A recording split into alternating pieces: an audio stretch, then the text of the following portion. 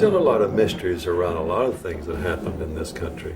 In the night, up came a person who was wearing a cloak, and he had in his hands the Great Seal of the United States. Jefferson, of course, looked at it and said, "This is it."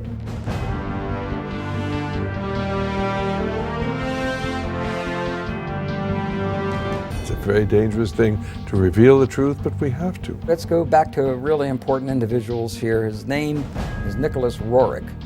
The truncated pyramid with the all-seeing eye on the top. Nicholas Roerich is the person who is responsible for that ending up on the dollar bill.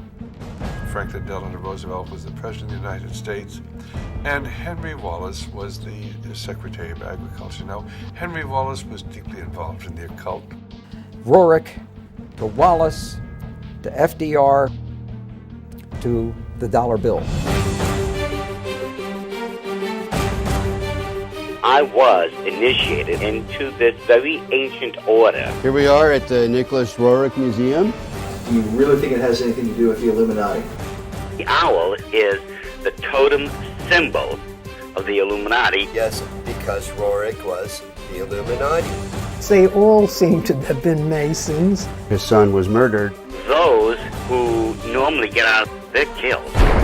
Hexagrams are used during occult ceremonies when you're summoning up demons. Because we're dealing with Lucifer. And the all-seeing eye of God is one of the emblems that the Freemasons use. He said, "You're trying to say that Masonry is evil." I said, "It comes right out of the same pit of hell." Didn't win a lot of friends that day.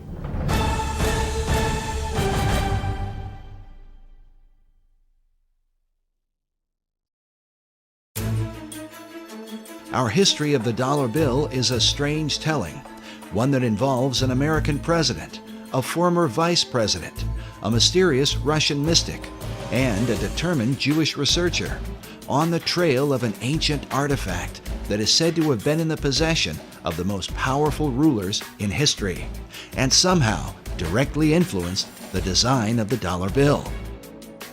As incredible as it seems, it's believed this mysterious object could mark the beginning of Armageddon. There's going to be a bloodbath there.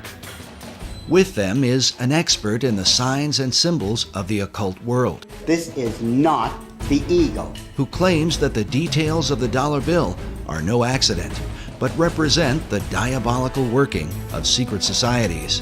This is the eye of the phoenix, looking on in favor of the secrets of the dollar bill.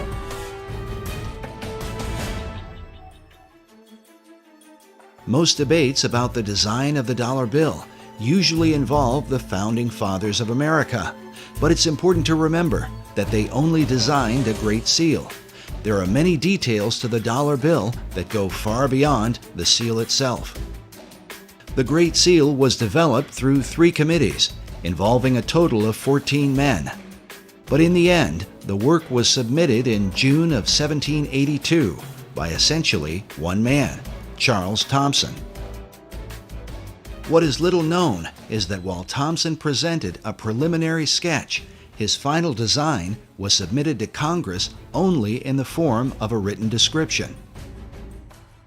Looking at the rough drawings Thomson put together with artist William Barton, it becomes clear that many of the specific details of the seal, as we know it today, were added later on. For example, above the head of the American eagle are 13 stars that form a 6-pointed hexagram. While Thomson's description called for the 13 stars, their hexagram formation was not part of his original description and is not present in the earliest realizations of the design. The hexagram seems to have been added in the 20th century. The nature of the Great Seal is so mysterious that some believe that it came from a supernatural force. An account recorded by Dr. Robert Hieronymus in his book, Founding Fathers, Secret Societies, says that the Great Seal was given to Thomas Jefferson by a mysterious cloaked figure. I love that story. The Founding Fathers were trying to get the Great Seal of the United States designed. They needed to have a design for the Great Seal to represent our nation. And Jefferson went outside in the night, and up came a person, an individual who was wearing a cloak whom he couldn't totally see, and he had in his hands the Great Seal of the United States. And he basically said, or this being said, you know, you're struggling over the symbol for our nation? Here it is. The account reads that Jefferson told a strange story. A man approached him wearing a black cloak that practically covered him, face and all, and told him that he, the strange visitor, knew they were trying to devise a seal, and that he had a design which was appropriate and meaningful. Jefferson, of course, looked at it, according to this story, and said, this is it. This is it. He knew it was it, and it was right. So he supposedly came running back into whatever, whether it was a tent or whatever it was, and he showed it to other individuals, and he told them about, they met this person outside. Of course, they went outside to go to find the guy, and he's gone. So supposedly we'll never find out who designed the Great Seal of the United States. While Dr. Hieronymus admits that he is skeptical about such stories, there are others who claim to believe them to this day. Perhaps it has something to do with John Adams, who was on the first seal committee with Thomas Jefferson. According to the written account, John Adams was there when this bizarre event took place. Oddly enough, the Adams Memorial in Washington, D.C. is adorned with this mysterious cloaked figure. Perhaps it's just a coincidence. The first historical account of the Great Seal's design was written by a 19th century American Army officer named Charles A.L. Totten. In his book on the secret symbols of the dollar bill, Masonic author David Oveson writes that Totten equated the birth of the United States with the beginnings of what he called the New Atlantis, a title given to a work by Sir Francis Bacon, one of the mysterious financial backers of the Virginia colony. Oveson goes on to write that the Great Seal and the dollar bill represent the most extraordinary example in history of the public evolution of a magical design. Even as Sir Francis Bacon and his contemporary, Dr. John Dee, were said to be in contact with the spirit realm, there are those who believe that it is this dimension that has been guiding the course of America and the so-called evolution of the dollar bill.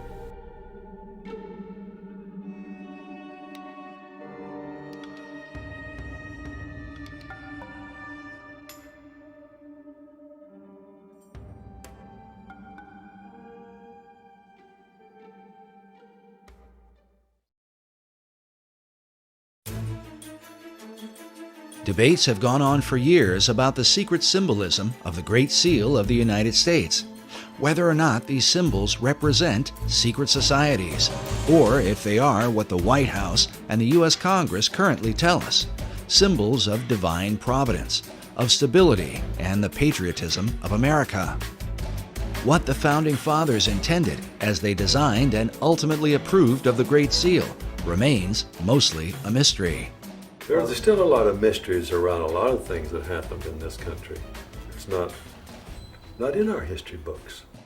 There can be no doubt that those things hidden in the shadows of the last 2 centuries are not easily brought to light. But when one comes into the modern era, into the age of photography, film, and the advanced practices of mass media, it becomes a bit easier to document world events and the intentions of those who have helped to shape them. In the late 19th century, Harvard professor Charles Eliot Norton referred to the Great Seal as a dull emblem of the Masonic fraternity. This idea was furthered by occult philosopher Manly P. Hall in the early part of the 20th century. Hall not only believed that the Great Seal was Masonic, but that it was created through the collective consciousness of the occult societies and represented the secret destiny that they had in mind for America. I'd say that he saw the secret destiny of America as the beginning of a world democracy, and that this was a kind of an experiment in democracy that had been envisioned for thousands of years before.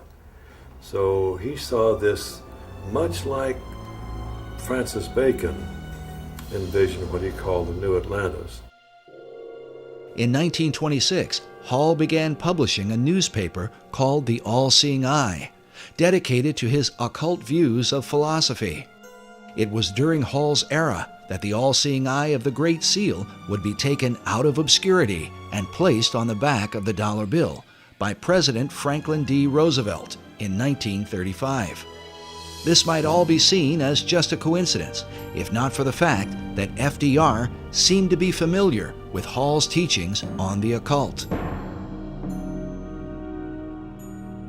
Today, Hall's legacy is carried on at the Philosophical Research Society in Los Angeles, California, a society that Hall founded in 1934, just 1 year before the Great Seal found its way onto the back of the dollar bill. The current president of Hall's Society is Dr. Obadiah Harris, shown here in what is called the Wisdom Library at PRS. According to their website, the library is made up of writings that deal with divination, tarot cards, Kabbalah, alchemy, astrology, metaphysics, Buddhism, theosophy, and secret societies. And wisdom literature is about relationships not only to each other, but to nature, to the universe. That's what this library is. This library is a library about the wisdom that is in nature and in relationships, and how it is that you can tap into that wisdom in any culture. It all overlaps. And Mr. Hall felt like that was really the future for the human race. Like Hall, Dr. Harris believes in the destiny of America. Even more interesting is that Dr. Harris's own writing on the subject was unofficially acknowledged by an important figure in FDR's White House. I wrote a little book one time. One of my first books that I wrote was The Reawakening of the Americas. So we usually lose sight of the fact that the whole continent. And I got a little 1-cent postcard from Eleanor Roosevelt thanking me for that. I carried that around for years because I thought that was a great compliment. But even more important was the familiarity that President Franklin Roosevelt had with the arcane literature in Manly Hall's so-called Wisdom Library, a collection of occult books that Hall had gathered from all over the world. And Mr. Roosevelt himself, as you know, back in 1942, after the Pearl Harbor invasion, sent some of his people here to microfiche the works in this library because he looked upon it as a national treasure. He wanted to preserve it. And I was surprised that when I first heard that, just how much he seemed to know about such a treasure of wisdom that is contained here. FDR's interest in the arcane and mystical was further reflected in the relationship he had with his Secretary of Agriculture, Henry Asgard Wallace. And so it was then in 1935 when Franklin Delano Roosevelt was the President of the United States, and Henry Wallace was the Secretary of Agriculture. Now, Henry Wallace was deeply involved in the occult. Wallace's interest in mysticism was well known in circles around Washington, D.C., but it was something that would eventually damage his career in American politics. H.L. Mencken dubbed Wallace the Swami, while it was also said of him that he was the only cabinet member who dabbled in the occult and who could cast a horoscope. In spite of all this, FDR ardently defended him. According to one account, when one of FDR's close advisors worried that many people considered Wallace a mystic, Roosevelt snapped, "He's not a mystic, he's a philosopher. He's got ideas, he thinks right, he'll help people think." But the question was, who was helping Wallace think? This question has been deemed critical because it was Henry Wallace who suggested to FDR that the Great Seal be placed on the back of the dollar bill. But why? Well, it has a lot to do. Let's go back to really important individuals here. His name is Nicholas Roerich.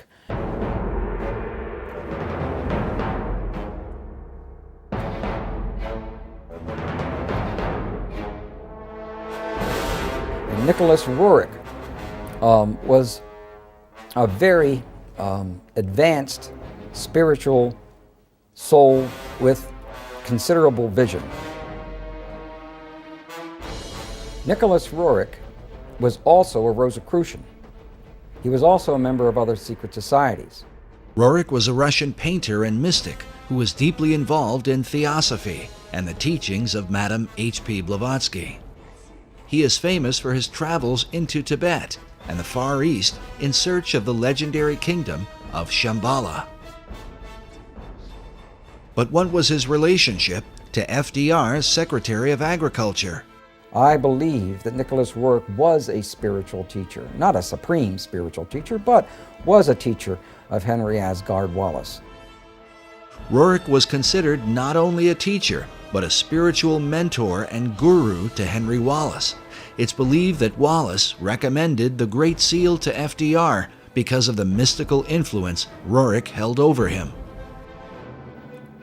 The dollar bill was approved with the all-seeing eye and the truncated pyramid with the all-seeing eye on the top of the because of Nicholas Roerich. In the book, Tournament of Shadows, the authors document much of the activities and influence of Roerich during this period. They write that Roerich's influence was suspected in the adornment of the $1 bill, with a verso of the Great Seal showing a pyramid crowned by an all-seeing eye. The story of Wallace's role with FDR is told by the State Department in an official history called The Eagle and the Shield, a history of the Great Seal of the United States. Henry Wallace, while sitting in the State Department, found a booklet on the Great Seal of the United States. Wallace recollects that day in letters he wrote in 1951 and in 1955. He says, turning to page 53, I noted the colored reproduction of the reverse side of the seal. The Latin phrase Novus Ordo Seclorum impressed me as meaning the New Deal of the ages. In terms of the dollar, if there's a code about the New World Order, I think that they jumped a few decades from the New Deal, because the Novus Ordo Seclorum can be translated to the New Deal in English as easily and readily as to the New Order or the New World Order. Initially, Wallace envisioned the Great Seal appearing on a coin. He took the idea to President Roosevelt. So when Henry Wallace saw this booklet and saw this pyramid in the Iron Triangle, he was a Freemason. He was a member of a secret society. Immediately he said, whoa, what a symbol to have and not use. Let's use this. So it was he that went to the president, FDR, and FDR, being a Freemason, looked at those symbols and said, hey, yes, wow, this is, that's New Order of the Ages, what's the New Deal? He actually thought to a degree that the Novus Ordo Seclorum was the New Deal. Wallace wrote that Roosevelt, as he looked at the colored reproduction of the seal, was first struck with the all-seeing eye, a Masonic representation of the great architect of the universe.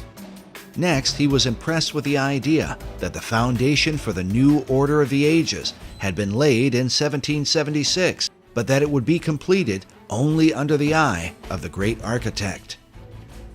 Roosevelt, like myself, was a 32nd degree Mason. He suggested that the seal be put on the dollar bill rather than a coin, and took the matter up with the Secretary of the Treasury. The Secretary of the Treasury at the time was Henry Morgenthau. And he talked to Henry Morgenthau, who was the Secretary of the Treasury, and got him convinced that we should put this esoteric emblem from the back of the Great Seal of the United States onto the back of the dollar bill. This really symbolized the fact that now the esoteric influence dominated the American government. And Morgenthau, the Secretary of Treasury, wrote extensively about this point, and he said there's some strange cabal, some mystical order behind the scenes, calling shots on the artwork that appears now on our dollar bills. He had to approve it, and he later had found out that this was all Henry Wallace's. It was all based on Henry Wallace's relationship to Nicholas Roerich.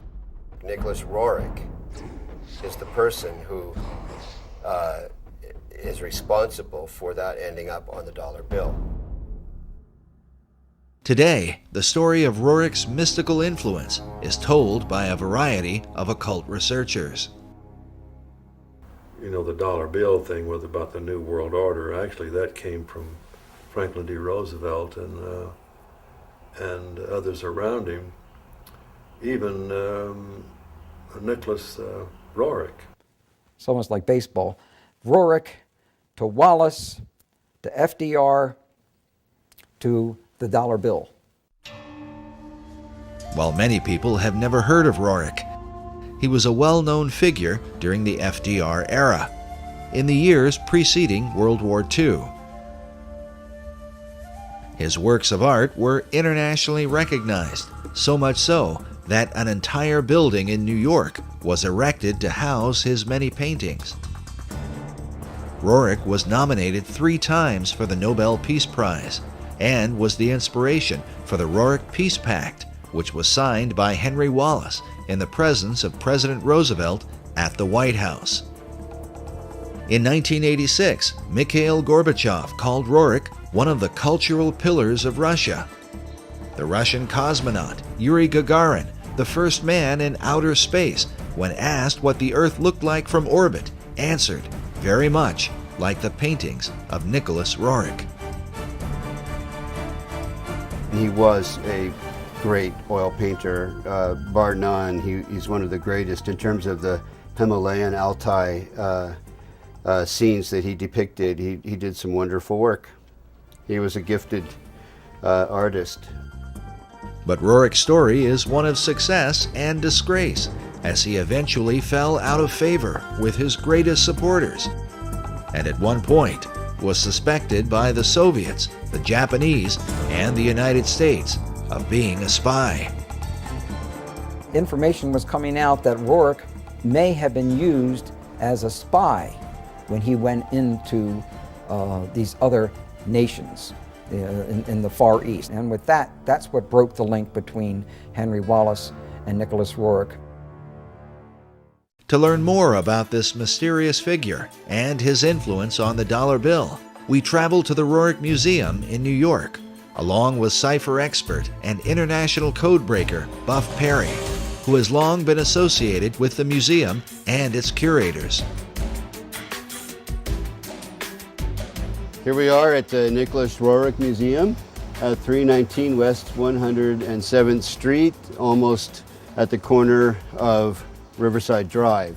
His paintings hang on the walls of 3 floors of this building, and also many of the treasured archives, letters, and other writings and memorabilia of the Roerich family are housed here.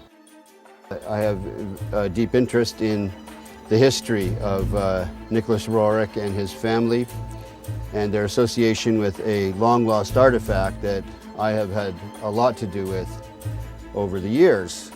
We'll learn more about this artifact later on, as it ties together Nicholas Roerich with Henry Wallace, Manly P. Hall, and what some believe will be the future destiny of America. Like many who are involved in New Age and occult ideas, Nicholas Roerich dreamed of a united one world order. Nicholas Roerich is seen as one of the key individuals, historical individuals, that had a lot to do with the development of the League of Nations and subsequently the United Nations, and is recognized as such in the United Nations building. I'm told, I haven't seen such commemoration, but I'm told it's there. And the history of the United Nations is often characterized in association with Nicholas Roerich's global peace efforts. Roerich's dream was shared by his disciple, Henry Wallace, as demonstrated by the book Henry A. Wallace, His Search for a New World Order. This concept is visualized by the cracked bronze globe that sits outside the United Nations building, where a new world is literally breaking forth from the old. But somehow, Roerich's ideas on the subject would get him into trouble with Wallace when he traveled abroad on behalf of the United States government. In the book, Tournament of Shadows, we read that Roerich had been chosen by Henry Wallace to scour Central Asia for drought-resistant grasses to combat the Dust Bowl. This was the genesis of the Roerich expedition, financed and staffed by the Department of Agriculture. But during his 2-year expedition, Roerich seemed to be on a mystical journey, one that involved his quest for the legendary city of Shambhala, and literally searching for signs of the second coming of Christ. Nicholas Roerich's idea was that the second coming of Christ may happen within years, and that's why he visited India, China, etc., and Russia, and digging up and trying to locate spiritual centers and spiritual information along those lines. Authors Meyer and Bryzak write that the search for Shambhala, which he identified with the second coming of Christ and the Maitreya, or Buddha to come, obsessed Roerich. His paintings and writings thereafter conjured up his vision of a new age of peace, brotherhood, and enlightenment.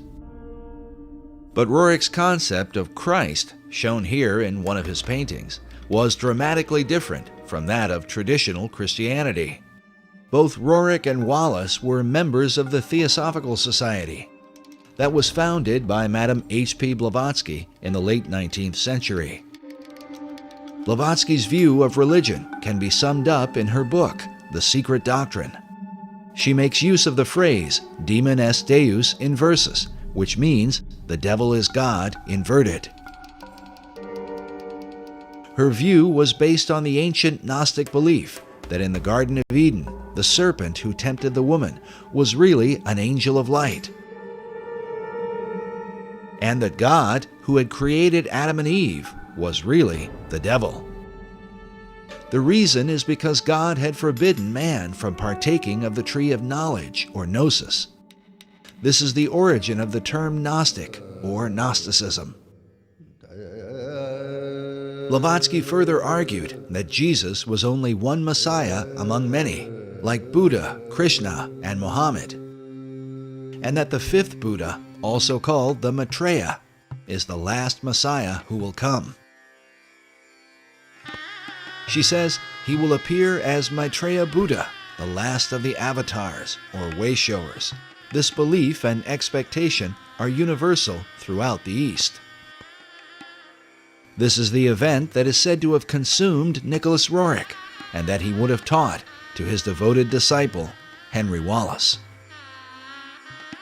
The proof of their bizarre relationship was more fully revealed in a series of letters penned by Wallace to Nicholas Roerich. Newsweek with Westbrook Pegler and others made a very big story out of what they called the Guru letters, the letters that Henry Wallace would send to Nicholas Roerich, which obviously he considered him a spiritual teacher from that standpoint. Wallace had gone from being Secretary of Agriculture to FDR's Vice President. Though his falling out with Roerich had happened some years earlier, the Guru letters would surface once he decided to run for president. They had been obtained by cantankerous news columnist Westbrook Pegler through an unidentified source. Pegler, along with H.L. Mencken, questioned Wallace in a news conference about the letters, but he was, at best, evasive and refused to answer their questions in a direct manner. The letters were signed H.A.W., assumed to be Henry Asgard Wallace. In one of the letters, Wallace allegedly wrote of curing his headaches at formal dinners by rubbing his forehead with a Tibetan amulet. In another letter, he said to Roerich, "I have been thinking of you holding the casket, the sacred, most precious casket, and I have thought of the new country going forth, and I have thought of the admonition, await the stone, the sign of Shambhala."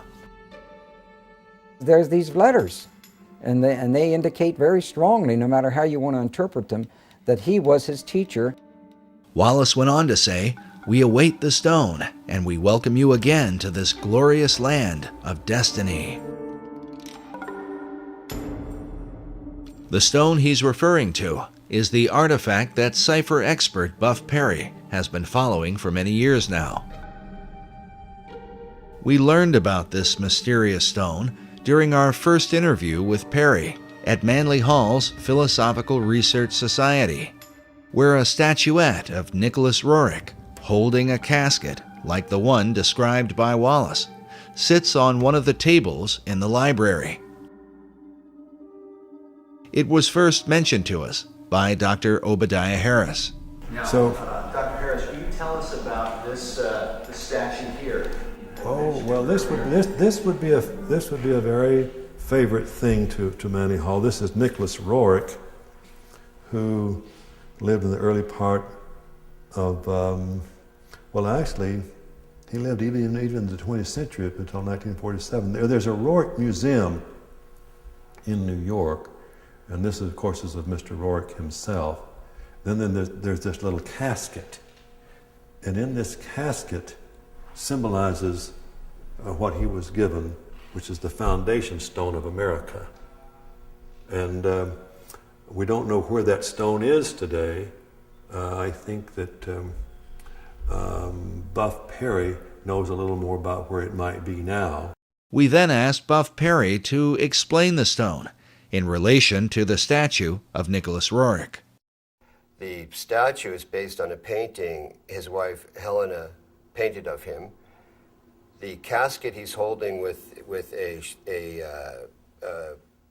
cloth fabric, a kind of sacred, appearing to be Tibetan cloth fabric over it, is a casket that contains a stone that variously has been called the Chintamani in Sanskrit, meaning the stone of wisdom, the Bethel or Bethel stone, which was Jacob's pillow stone, that you read about in Torah in the Old Testament, which became known as a Bethel stone because it was used at the location of what became the town of Bethel, so Bethel.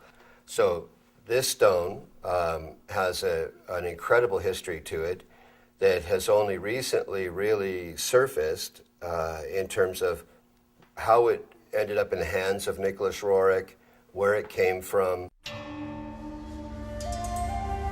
There can be no question that this stone in the casket consumed Roerich through the latter part of his life.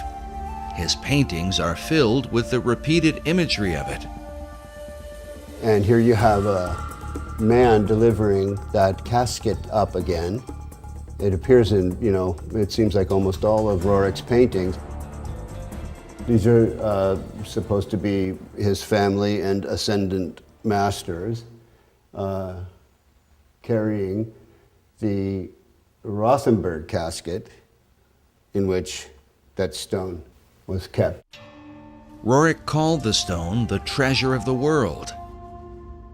Even his wife, Helena, is pictured in this portrait, which hangs in the Roerich Museum, with the casket resting next to her, something she and her husband had received under mysterious circumstances in 1923. Everything changed once they received this.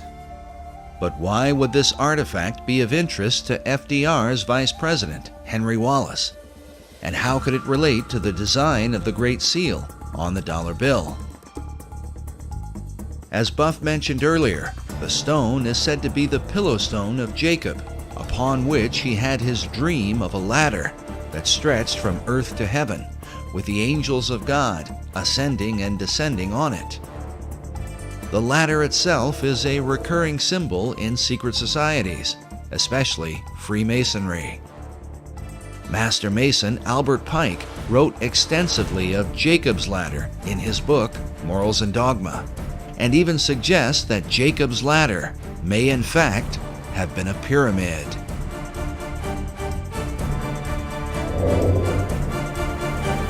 The book of Genesis tells us that when Jacob awoke from his dream, he took the stone and set it up for a pillar, and he said, "This stone, which I have set for a pillar, shall be God's house." As a result, some have come to believe that God, or the power of God, resides in the stone itself. From there, the legends vary, but one account says that the prophet Jeremiah took the stone and carried it into Scotland, where eventually the Scottish kings were crowned upon it. In late March 1306, Robert the Bruce was enthroned as King of Scots at Scone in Perthshire.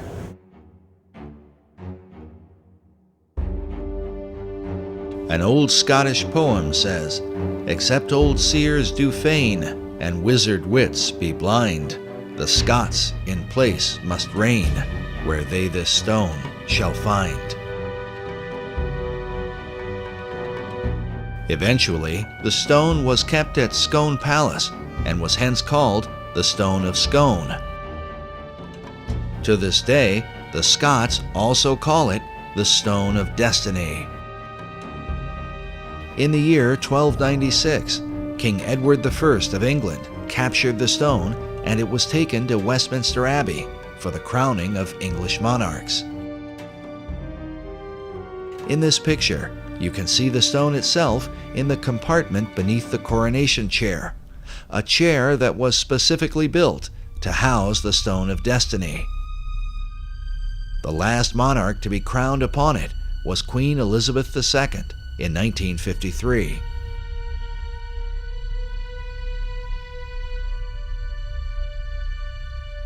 But in 1997, the English supposedly returned the ancient stone to the Scots, with the understanding that the future monarchs of England would continue to be crowned upon it. Today, the stone is said to be housed inside Edinburgh Castle in Scotland.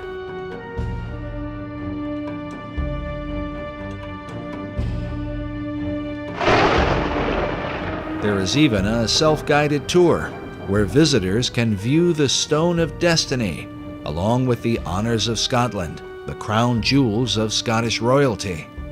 According to the tour guide we spoke with while there, this is the legendary stone. But if this is true, then how could the stone have ended up inside a casket in the hands of Nicholas Roerich? The answer, given by Buff Perry and others, is that the stone currently at Edinburgh is a fake. The Stone of Scone, because the one that's actually in Edinburgh Castle is a fake, and most Scots know it. Because once the English came and stole it once, they were never going to be stolen again. So the one that's actually in the castle is not real. Others, like Alex Salmond, the First Minister of Scotland, claimed that the stone taken by the English king in 1296 was a fake, and that the real stone was somehow hidden away secretly by the Scots. Exactly where the real Stone of Destiny is today, and how it may have changed hands over the centuries, continues to be a matter of debate. Nevertheless, its importance is recognized by nearly all occult societies in the world today. It is the foundation stone of all history. It's also called the Philosopher's Stone. It has the lapis exilis in the Grail literature cycles that came out of Chrétien de Troyes and Wolfram von Eschenbach. Wolfram von Eschenbach writes in Parsifal that the stone is called the Grail. While the Holy Grail is traditionally thought of as the cup of Christ, those involved in secret societies believe that the original and oldest form of the Grail is the Stone of Destiny, written of by Wolfram von Eschenbach in his Grail legend, Parsifal. And he calls it lapis exilis, which is a way of saying the exiled or wandering stone. He does that because of the history known in Freemasonry and in the secret societies of this stone's movement around here and there, and where it would be would indicate the importance of that place. The stone, mentioned in Eschenbach's Grail legend, is a green stone that some believe is similar to a type of meteorite known as moldavite. This description is said to have been confirmed by Nicholas Roerich while he claimed to have the stone in his possession. The secret societies believe that this stone, that supposedly fell from heaven, empowers that person or place of its location. And it has to do with the secret history of America and why that stone arrived here, who brought it. As we showed earlier, Dr. Obadiah Harris referred to it as the foundation stone of America. What is the significance of the foundation stone of America? Well, the foundation stone is really about what America is about, and also what England seems to be about. And so it's really, it implies the great mysteries that was contained in the great mystery schools and of those who had this vision. Was it this mystery school vision that guided FDR and his fellow Mason, Henry Wallace, as they set the all-seeing eye of the great architect on the back of the dollar bill? When one considers the repeated use of the word destiny by Manly Hall, who wrote of the secret destiny of America, along with FDR, who had knowledge of Hall's library and who said that Americans had a rendezvous with destiny. And then Henry Wallace, who referred to America itself as the land of destiny. It only makes sense that such men would have taken an interest in the stone of destiny.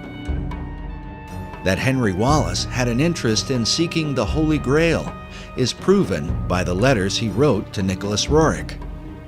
As a Freemason, he would have seen an occult connection with America, since the Stone of Destiny is said to have come from heaven to earth, from the dog star Sirius. Known as the brightest star in the heavens, Sirius is an important key to understanding the stone and what the secret societies intend for the destiny of America. When the United States was founded, the architecture of Washington, D.C. was designed in alignment with the rising of Sirius in the east. July 4th, Independence Day, is the day when the sun is in conjunction with this star, said to be 23 times more powerful than the sun itself. Also consider that Sirius is the blazing star or pentagram used in Masonic lodges. But as this mystical symbol relates to the dollar bill, we read that the famous emblem of the all-seeing eye, seen hovering above the unfinished pyramid, is a depiction of the Eye of Sirius and is a common motif found throughout Masonic lore. The importance of Sirius to the secret societies cannot be overstated. Some believe that the secrets of this star are a matter of life and death. In our last documentary, Riddles in Stone, Dr. Robert Hieronymus explained the importance of the dog star Sirius. This happened during a casual discussion, and some of what he said took us by surprise. Listen now to his uncut explanation to understand how critical the secrecy of this symbol is to Freemasonry and all the secret societies. And as you listen, remember, it is Sirius that rises in the east behind the sun, which stands as a picture of the twofold nature of every symbol in the occult. Interesting thing about all Freemasonry is symbolism is ultimately very important. They don't put a lodge in the east because it's a nice place and it looks good. They put it in the east. The masters have put it in the east, so because it's the rising sun. It's the rising sun. You're catching the energies of the light, right. and to them, they didn't believe that the sun was God. All right, like we're told, the ancient Egyptians, we're told all the time that they thought the sun was God. Well, to simplify it, do I have time to tell them this part? Yeah. Oh, yeah. Okay. All right. As with all secret societies, you have levels, and if you're on the lower levels, you don't even know they're upper levels. They don't even tell you. Right. You bump into it by accident, or someone comes along. Now, in Scottish Rite, that's something different, because they know that there's a. But before then, and basically secret societies, let's go to ancient Egypt. To the ancient Egyptians, the priest would tell the serfs, the guys that tilled the land, they would say, the sun is God. Okay? And so they accepted that very low-level interpretation, all physical. That's not what the priests believed. What the priests believed, there was a second level. The priests believed that, no, the physical sun is not the supreme being. It's the spirit which flows through the physical sun that is the supreme deity. However, there was another level. And the priests didn't even know it. It's those that were involved and elevated to if I would have told you this 15 years ago, I might have gotten shot. But I'm so glad now that it's as easy to talk about. The third level, which is a higher level of understanding, said, nope, it's not. That's not the sun. The sun is not the supreme deity. Nope. Yes, spiritual energies come through the sun. That's not what we're talking about. What we're talking about is the star Sirius. The dog star. The dog star, because the dog star was everything to the ancient Egyptians, with the rising of the Nile and the feeding of the people, and so. Overson says that Washington D.C. was the dog star was important in the founding of Washington D.C. Indeed, it was, yes, and that's a reflection on America. But the point I was just trying to make was that third level is never told.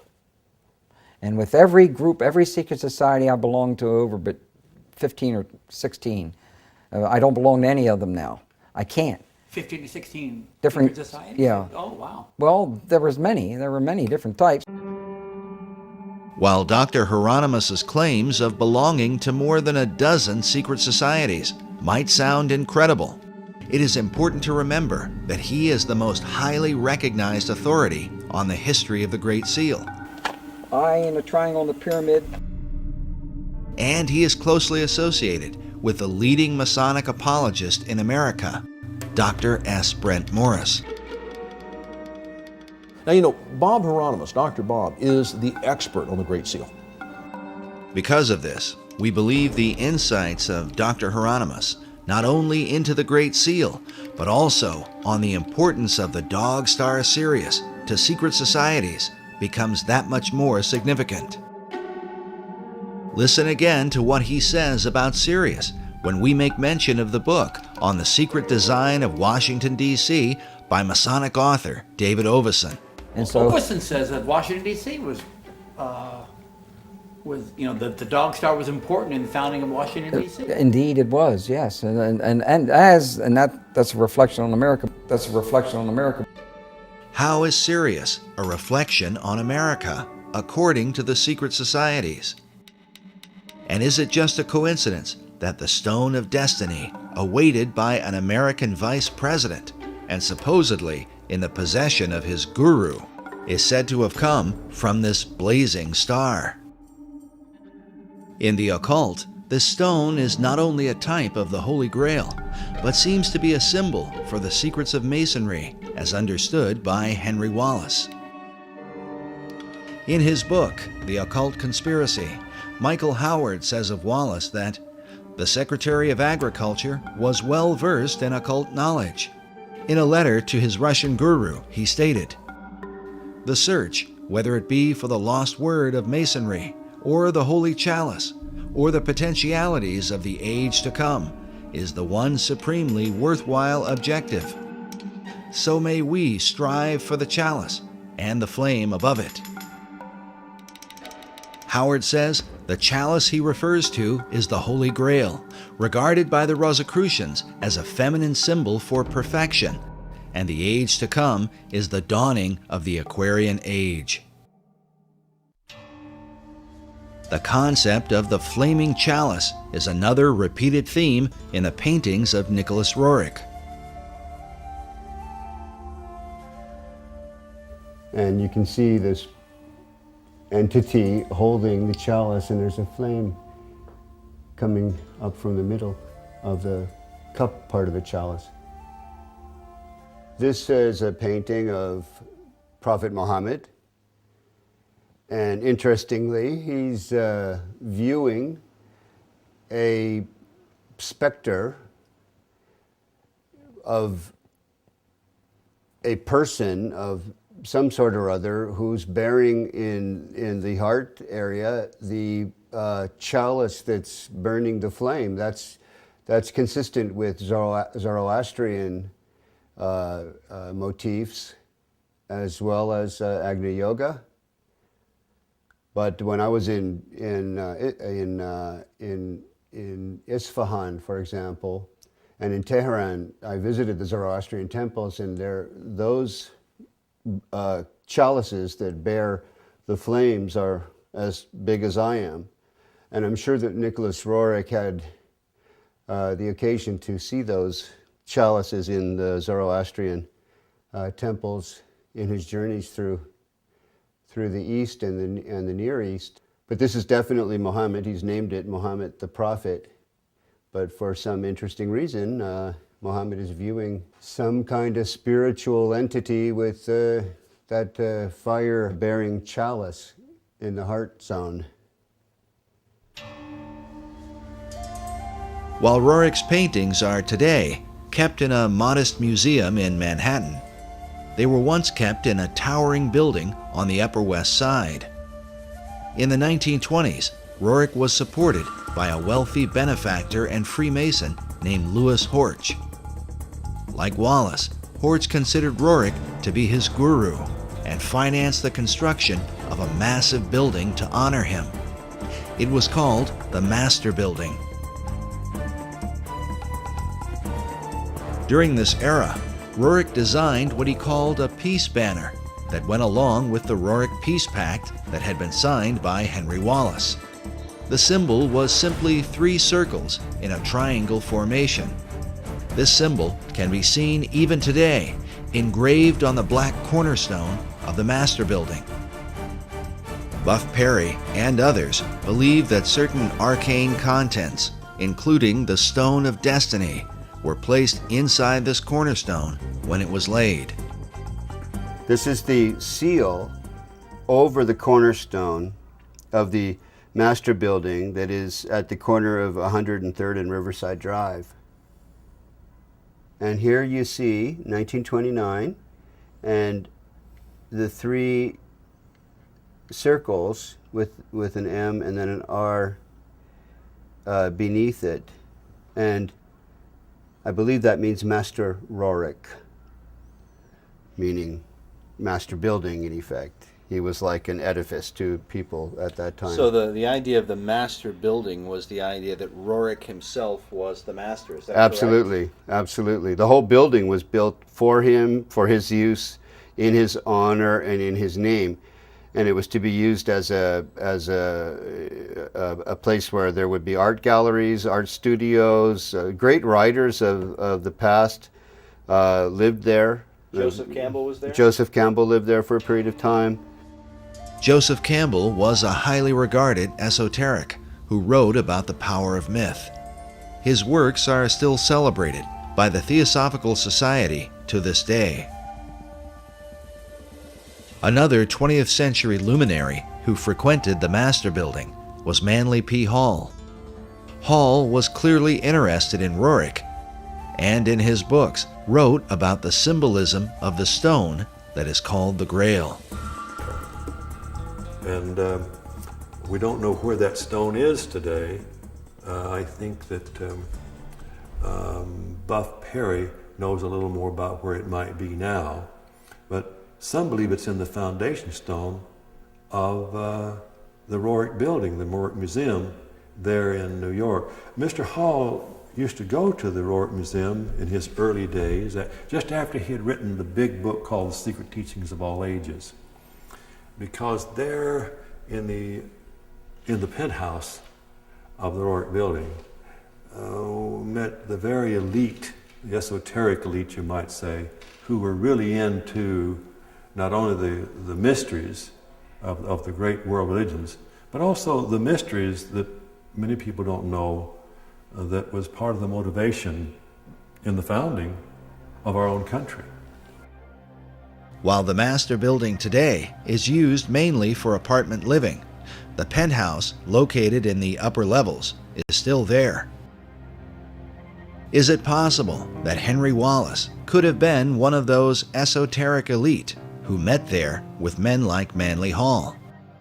There is at least one record of his meeting with Nicholas Roerich at the Master Building. American Heritage reports that Wallace visited the museum and was thrilled beyond measure to receive a brief audience with Roerich. He found the artist's appearance, demeanor, and plans to promote culture and peace extremely impressive. He admired Roerich's paintings because he said they gave him a smooth feeling inside. The article goes on to say that Wallace avidly read the painter's writings and frequently communicated with the officials of the Roerich Museum. Whether FDR himself ever attended the penthouse meetings is unknown, but it is reported that the president's mother was an admirer of Roerich, and Roosevelt himself had once met and been favorably impressed by the artist. It is also worth noting that in 1932, First Lady-elect Eleanor Roosevelt gave a lecture at the Roerich Museum Lecture Hall. American Heritage writes, the State Department grew very nervous about Roerich, but he had influence in the Oval Office. With such connections, is it possible that inside the mysterious penthouse at the upper level of the Master Building, the so-called esoteric elite decided on the design for America's dollar bill? Remember that the Master Building was finished in 1929. The Great Seal was not placed on America's currency until 6 years later, in 1935. All of the players in this drama were involved in Masonry, including the Secretary of Treasury, Henry Morgenthau. When Morgenthau, the Secretary of the Treasury, regretted having placed the all-seeing eye on the verso of the American dollar bill, he made reference to a small Kabbalistic group that used that symbol in their ceremonies, and because of that regretted that that symbol ever would have made it onto the dollar bill, which to me is rather peculiar because Masons for centuries had already used that all-seeing eye in their lodges, in their literature, and in all means and manner of expression. Perry's suggestion is that while Morgenthau, as a Mason, might not object to a Masonic symbol, he was concerned about the influence of what appeared to be a personality cult surrounding Nicholas Roerich. He was a little embarrassed that perhaps all of the information got out that Nicholas Roerich, the guru, would have been instrumental in seeing to it that that symbol ended up on the dollar bill. We took a trip to the Master Building and met with the building's historiographer, Mildred Spicer. She lives inside one of the apartments with a view through the right-angled windows that are famous for being the first of their kind. Whether or not they were intended to represent the Pythagorean right triangle, a favorite symbol among Masons, is for the viewer to decide. Rorick's idea was to have that Mason symbol put on the dollar bill, so every resident in the U.S. is connected to Rorick through the dollar bill. While we were there, Mildred confirmed that Rorick's chief financial supporter, Louis Horch, was in fact a 33rd degree Freemason. And that was given, sent to me by Oriole. Her father was Louis Horch, and she and her mother, Nettie Horch, were very involved with the museum. And during this time, they were caught up in the mysticism of Rorick.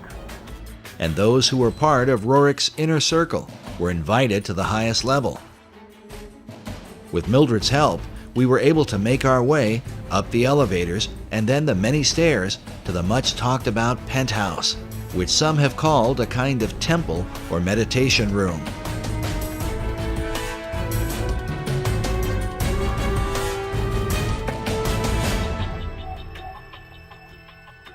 There, is that where they had their meditation? No, meditation was right in back of you. We had that apartment, and it was... Behind this green door may well have been the place where Nicholas Rorick met with men like Manly Hall, Henry Wallace, and countless others to discuss America's secret destiny and quite probably the occult design of the Great Seal.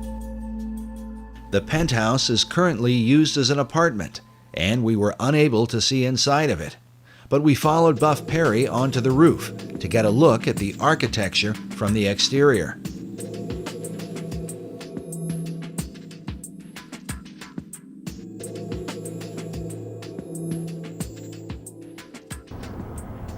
We're at the very top of the master building, and behind you is the river, and in front of you is the outside walling of the meditation room or temple or whatever one wants to call it, the chapel that Rorick had constructed for his private spiritual purposes.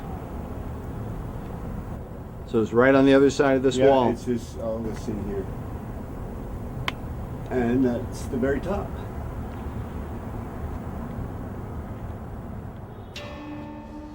The staggered layers at the top of the penthouse seem to bear some resemblance to one of Rorick's paintings titled Arhat. In Buddhism, Arhat is the highest level of enlightenment, said to be the ultimate goal of nirvana. In Rorick's painting, notice the image of the Buddhist figure sitting inside the staggered stones, perhaps a symbol for the enlightened esoteric elite in the meditation room.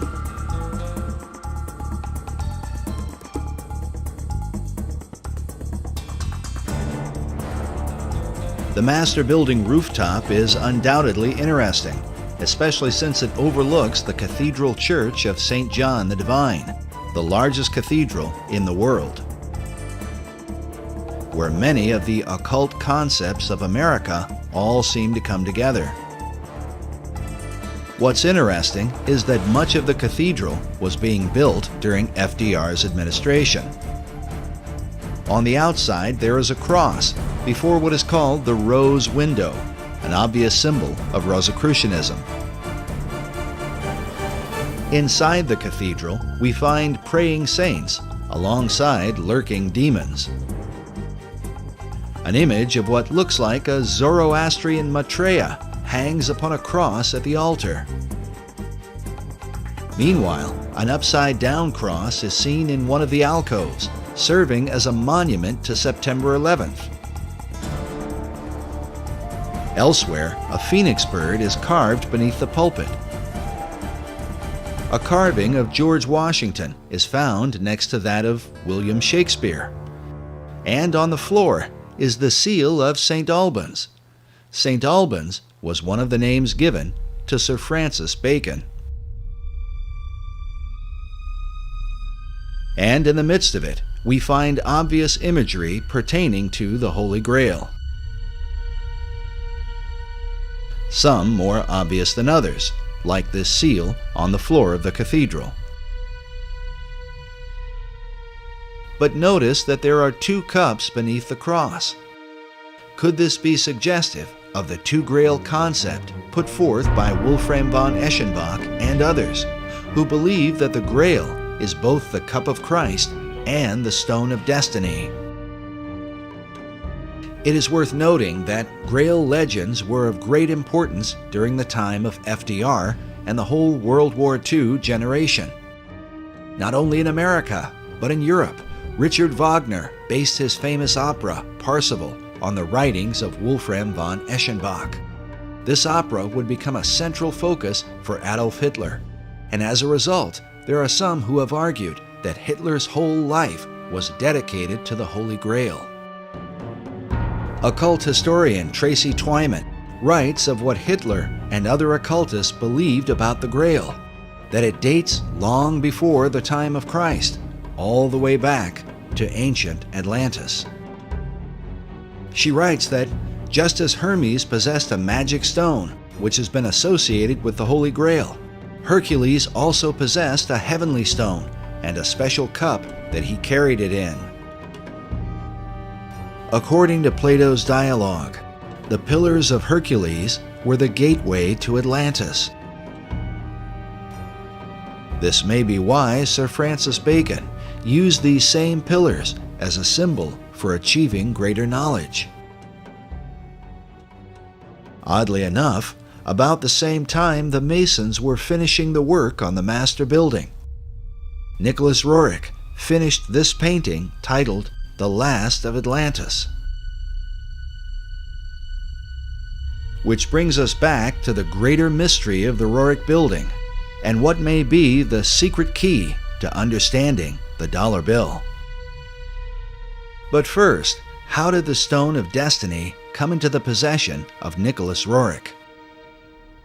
The receiving of this stone in the Rothenburg casket was very mysterious. Nobody's completely certain who sent it to him, but he and his wife Helena were in Paris in 1923 in an exquisite suite when all of a sudden this was delivered.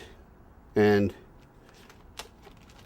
it was delivered in this box, and the box says 5 Place Vendôme, and that's 5 Vendôme Place, which was where they were staying, and it was sent from Bankers Trust,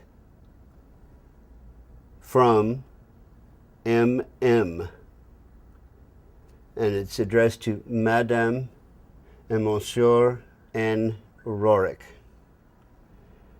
And after many years, this is what has come of the Rothenburg casket that was in this pine wood box.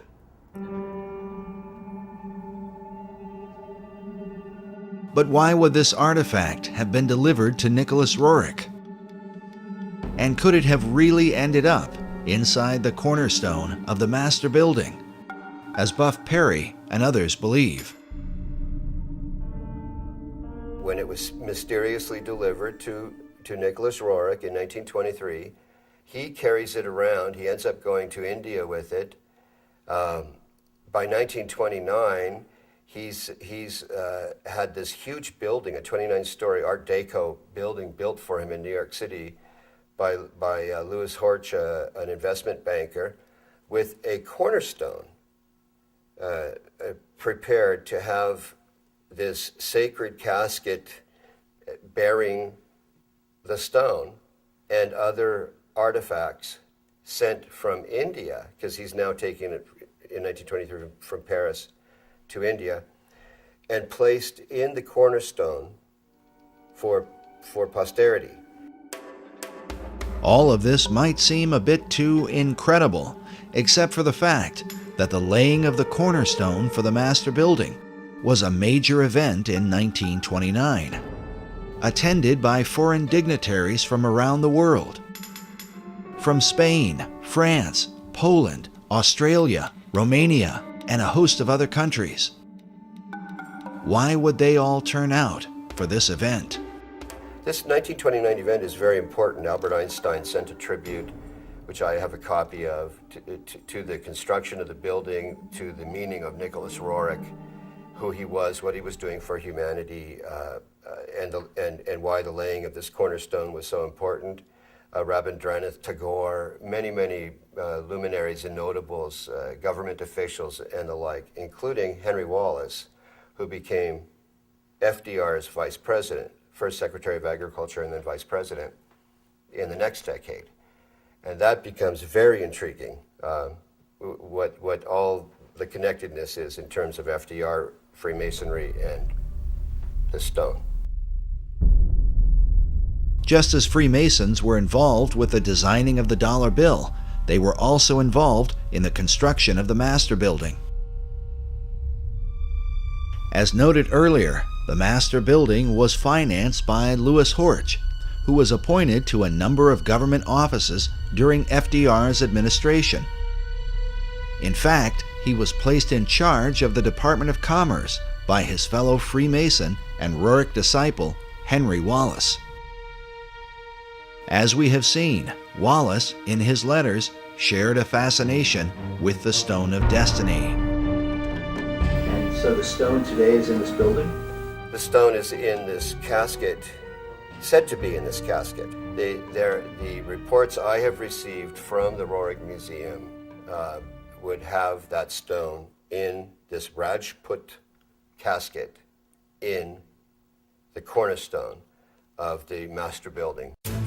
The interest of men like Albert Einstein, Henry Wallace, and not to mention all the foreign dignitaries, becomes quite intriguing when one considers the full contents of the casket that was said to be placed inside the cornerstone.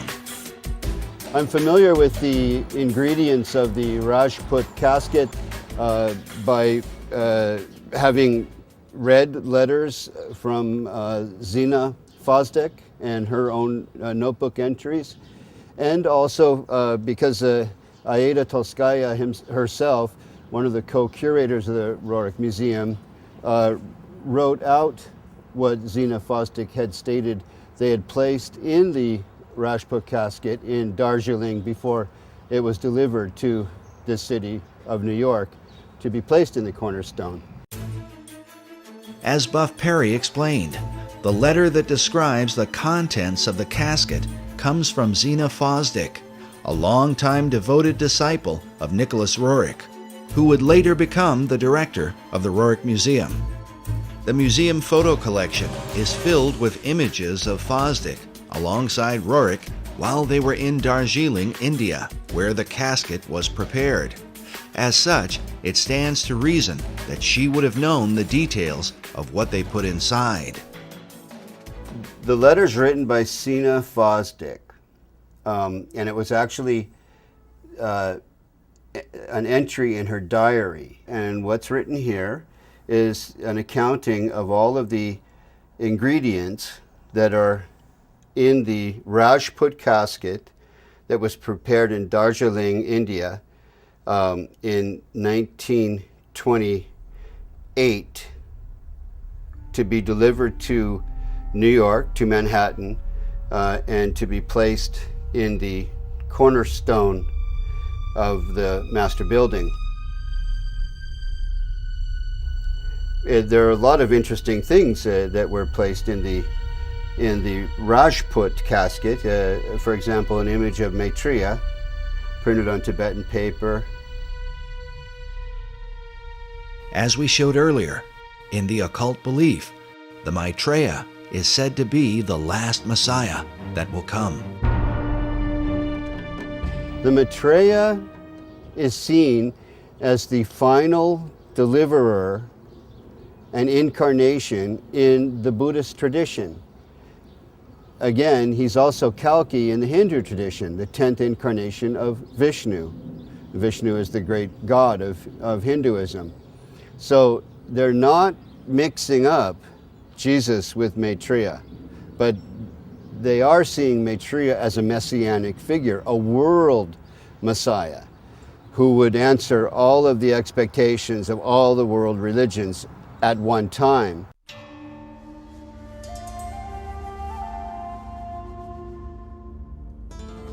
The reason Roerich would not mix up Jesus with Maitreya is because of the New Age belief that Maitreya is the true Christ, while Jesus was only his disciple. This is also the teaching of Scottish mystic Benjamin Creme. Maitreya embodies what we call the Christ principle, the Christ consciousness. And 2,000 years ago, he overshadowed his disciple, Jesus. Jesus was not the Christ, except for 3 years. Over these 3 years, from the baptism to the crucifixion, Jesus was overshadowed by Maitreya. And when he spoke, sometimes it was Maitreya speaking, sometimes it was Jesus. We featured Creme in our last documentary, Riddles in Stone. He is the founder of Share International and has been declaring for more than 30 years that Maitreya would be arriving soon. Maitreya's standing by, ready to come into the world at any moment. When we spoke with Creme in 2006, he had just come from speaking to the United Nations. While I was in New York, I gave a talk at the United Nations, and there was a large group of New York theosophists. A certain number from outside the United Nations were allowed to come to the talk, and they were very responsive, very responsive. These theosophists are modern members of the Theosophical Society, of which both Nicholas Roerich and Henry Wallace were members. Other famous members included Thomas Edison and Mahatma Gandhi, as well as Gandhi's close friend Jawaharlal Nehru, the first Prime Minister of India. Also pictured here, beside Nicholas Roerich. But in addition to the image of Maitreya, what were the rest of the contents buried inside the cornerstone of the master building? A portrait of M.M. This, I believe, is Master Moriah.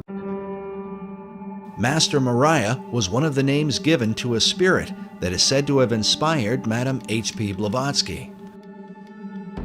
Roerich's wife, Helena, claimed that the same spirit was in contact with her and inspired her writings. Master Moriah, who is actually Helena Roerich, channeling this entity, if I can put it that way. One of her books was titled On Eastern Crossroads, in which she wrote extensively about the stone in her husband's possession, calling it the Serpent Stone, and saying, "The stone cometh, and it is a most grievous error to deny the stone." In fact, the quote from one of Henry Wallace's Guru letters about the new country that goes forth and the admonition to await the stone comes directly from this book.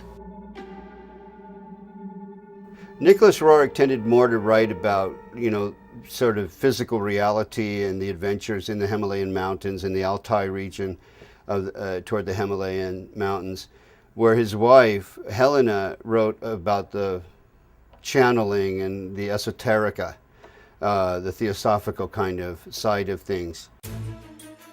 While Roerich's writings may have dealt with reality, his paintings were anything but. Dedicated to universal archetypes, and with them, the promise of a sacred treasure. That brings us to the third, and perhaps most important item, placed inside the cornerstone of the master building. They're all people who had varying kinds of relations with Nicholas Roerich. They were channelers, they were followers. But to me, personally, greatest interest is this side statement that Aida Toskaya, who was also one of the curators of the Roerich Museum, wrote. Sina omits a piece of the stone that was placed in the casket. This goes back to that famous stone that the Roricks became a cause célèbre because of, and many other people wrote about later.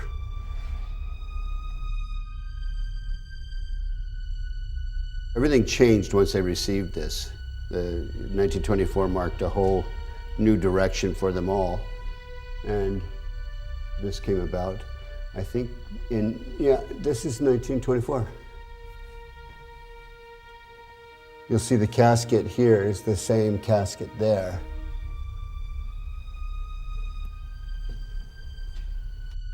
And this is a burning casket of some kind. Yeah, Chintamani. Chintamani is a Sanskrit term that means a stone of wisdom, that he calls the treasure of the world. And that's how he depicted the treasure of the world, the ultimate treasure of the world. It seems only appropriate that this treasure hunt would take us back to Manly Hall's society in Los Angeles, and in particular to one of the graduates there from the University of Philosophical Research, a Freemason named Gavin Wentz. On his website, he quotes a curious passage from Eschenbach's Grail legend with a clear reference to the Knights Templar. The passage reads, "Wherever these Templars receive victory or defeat, I will tell you by what they live. They live with a stone. If you do not know it by name, I will name it for you. It is called Lapsit Exilis. The stone is also called the Grail." Eschenbach's reference to the Knights Templar is curious. During the same period that he wrote his Grail legend, the Templar Church of Garway, England was built. Inside, we find mysterious symbols carved above what appears to be the outline of a man. These carvings are said to be a depiction of the Holy Grail, the chalice shown here. In the midst of it is a traditional Catholic host with a cross in the center.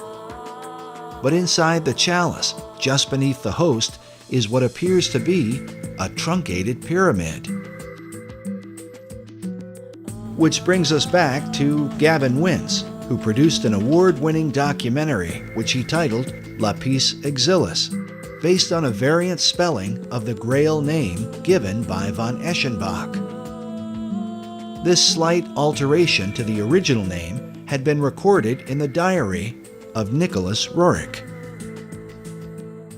And it seems to be a contraction of several words in the Eschenbach example, but clearly in Roerich's example, Lapis Exilis means the exiled stone or the wandering stone or the stone that comes in from somewhere else.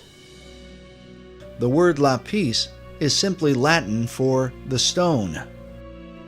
But how was this stone envisioned by Roerich and his disciple Henry Wallace?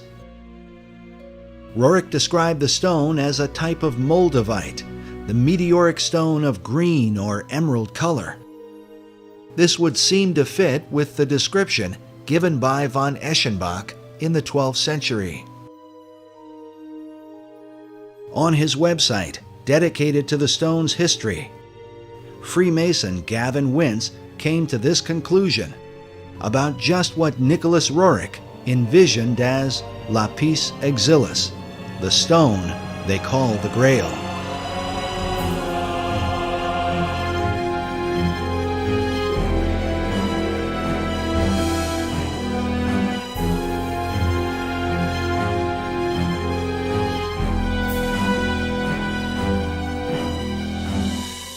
Is it really possible that Roerich, Wallace, and even FDR believed the Great Seal was a representation of the Holy Grail?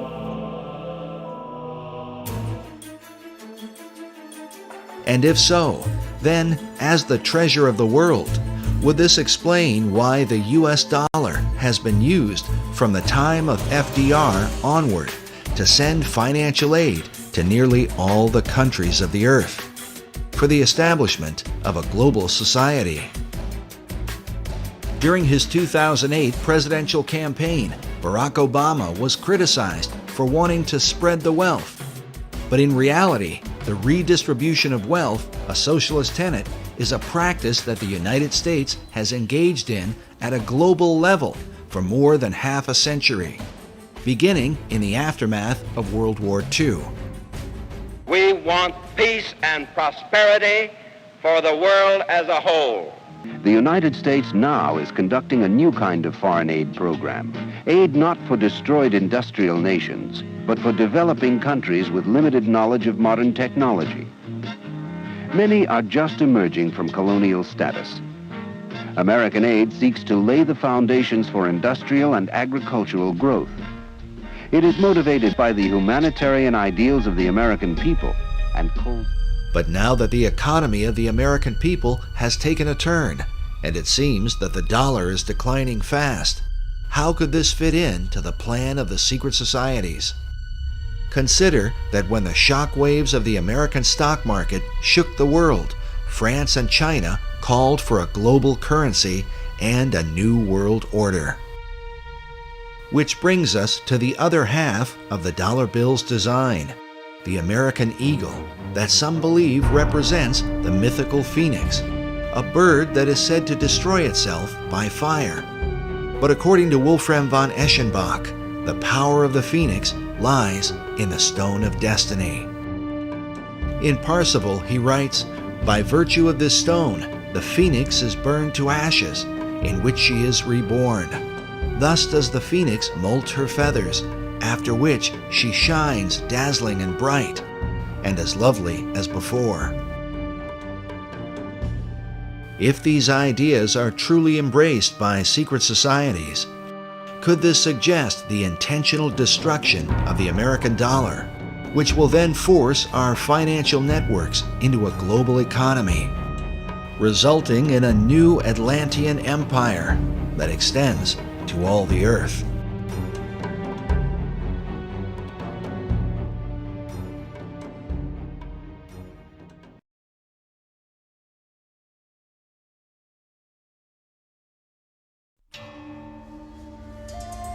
As Buff Perry mentioned earlier, the stone is also called the Chintamani stone. As a symbol, the stone unites the occult traditions of both Eastern and Western mysticism. One thing is certain, those who practice the occult believe this artifact is the key to achieving the great work of all secret societies. Mark Amaru Pinkham is the co-director of a group called the International Order of Gnostic Templars.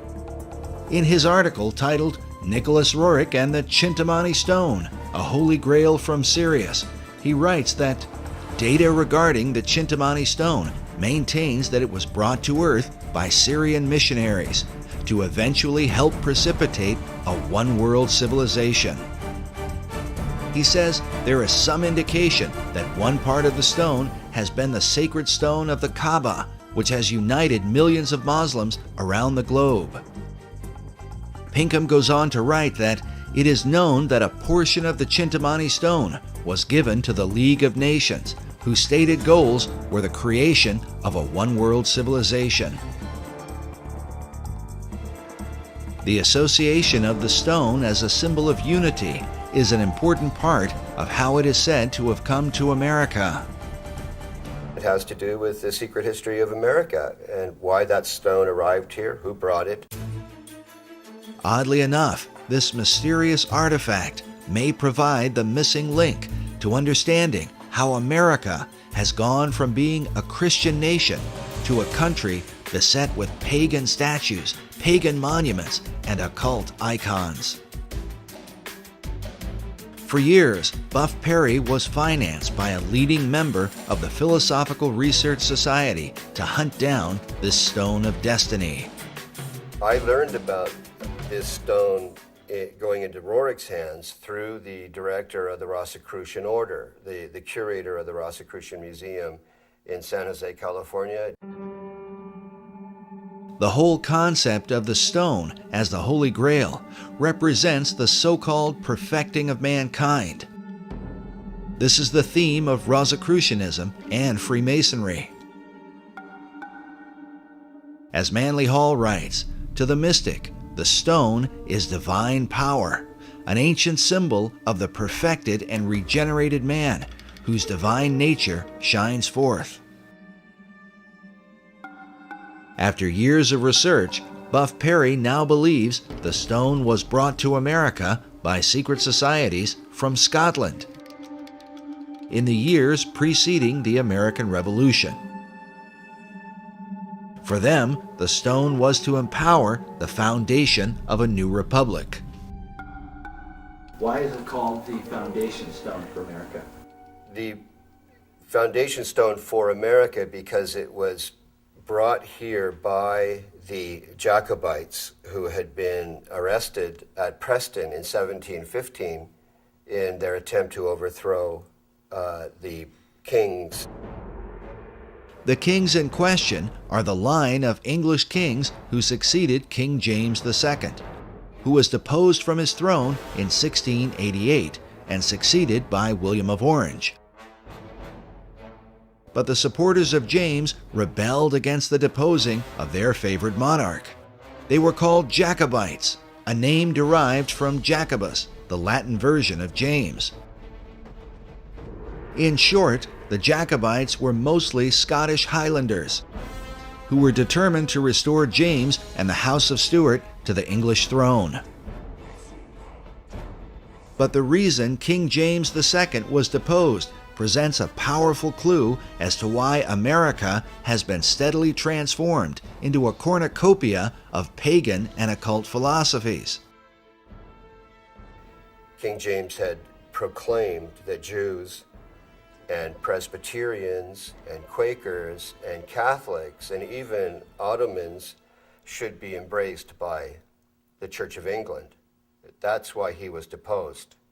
So the subsequent formation of this Jacobite revolutionary social order was in reaction to his deposition and in support of his embrace of Jews, Presbyterians, Quakers, Catholics, and Ottoman Muslims. Since the Protestant English rejected James' ecumenical ideas and also feared that the hand of Rome was somehow involved, the Scottish Jacobites engaged in a series of rebellions against the new line of English kings. But their rebellions were ultimately crushed, and as a result, many of the Jacobite fugitives fled across the waters of the Atlantic to America.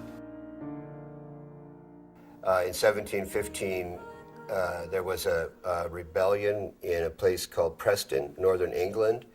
Many of the Jacobites were arrested and deported or exiled to America. Standish family, Anson family, notable families in American history, pre-revolutionary history. Families that then went on to become part of the War of Independence, the American Revolution. Notable Masons and Freemasons. These notable Freemasons were the survivors of the Jacobite resistance in Scotland, a land with a long history of secret societies, whose influence is both mysterious and extensive. Consider that centuries earlier, the Knights Templar fled persecution and are said to have hidden themselves within the Masonic lodges of Scotland. In the 19th century, Albert Pike would develop the ancient and accepted Scottish Rite of Freemasonry, which would become the most powerful arm of Masonry in America. Meanwhile, President Woodrow Wilson once said that every line of strength in American history is a line colored with Scottish blood. Perhaps the best example of the Jacobite influence in early America is found in Hugh Mercer, often called an unsung hero of the American Revolution.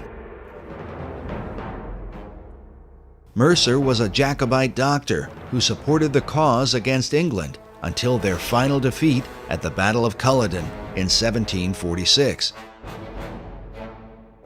He was then forced to flee to America, leaving his homeland behind. He served as Brigadier General in the Continental Army and was a close personal advisor to George Washington. It's even believed that it was Hugh Mercer who suggested that General Washington make his famous crossing of the Delaware River on Christmas of 1776. Incredibly, one of Hugh Mercer's children would marry into the Patton family and ultimately produce World War II hero General George S. Patton, whose blood and guts reputation was certainly in keeping with the Jacobite tradition. But in the years prior to the American Revolution, Hugh Mercer became a member of the Masonic Lodge in Fredericksburg, Virginia, the early members of which are said to be a who's who of Revolutionary War heroes. Mercer's fellow members included George Washington and James Monroe. At least 8 Masons from this lodge served as generals during the American Revolution, while 2 of them would go on to become American presidents. The Fredericksburg Lodge still exists today, and on its website states that it was chartered by the Grand Lodge of Scotland, July 21st, 1758. A history of the lodge says the following. The lodge was formed by men who had been made Masons earlier and elsewhere, Scotland most likely. There was in Fredericksburg in the 1750s a notable Scottish mercantile presence. Many of those early lodge members bore Scottish surnames, and it was to Scotland, not England, that the lodge later turned for a proper charter.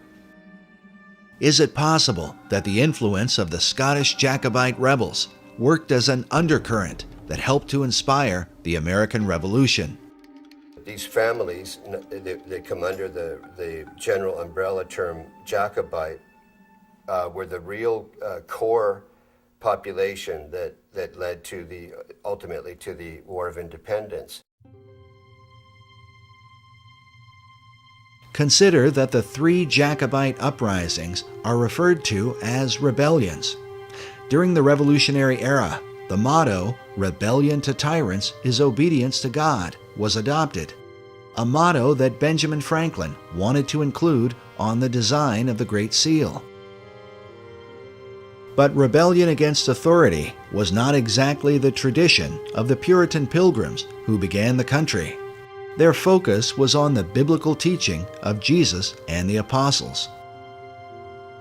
When Harvard University was founded in 1636, its motto was "Truth for Christ and the Church."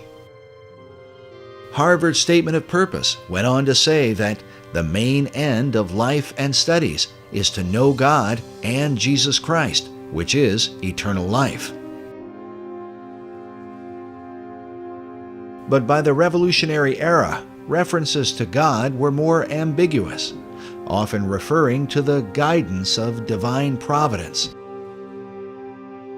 It has been noted that the revolutionary founders were not known for quoting the sayings of Jesus Christ. They certainly mentioned his name or made reference to Christianity. They said things like, "No king but King Jesus." But his teachings were absent from their writings. Sayings like, "Turn the other cheek," "Love your enemies," and "Bless them that curse you," had no place in a movement that was founded on rebellion. As a result, it becomes little surprise that once the new republic was founded, biblical imagery of Christ and the Gospels would be missing from the capital city. Instead, a celebration of pagan gods and goddesses would prevail, which seems to represent the ecumenical views of King James II and his Masonic Jacobite rebels.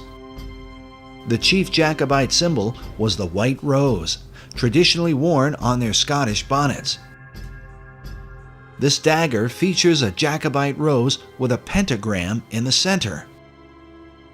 Notice that the pentagram has a dot in the middle, which usually signifies the sun. The 5 points of the star symbolize the rotation of Venus around the sun, forming a pentagram over an 8-year cycle.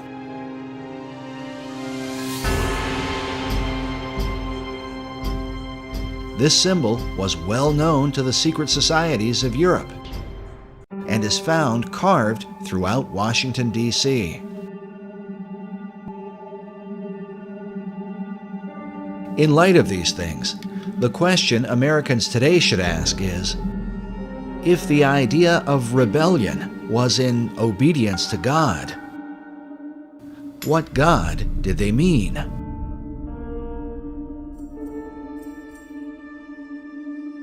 Which brings us back to the Stone of Destiny, a mysterious artifact whose original owner has for centuries been acknowledged as the greatest rebel of all time.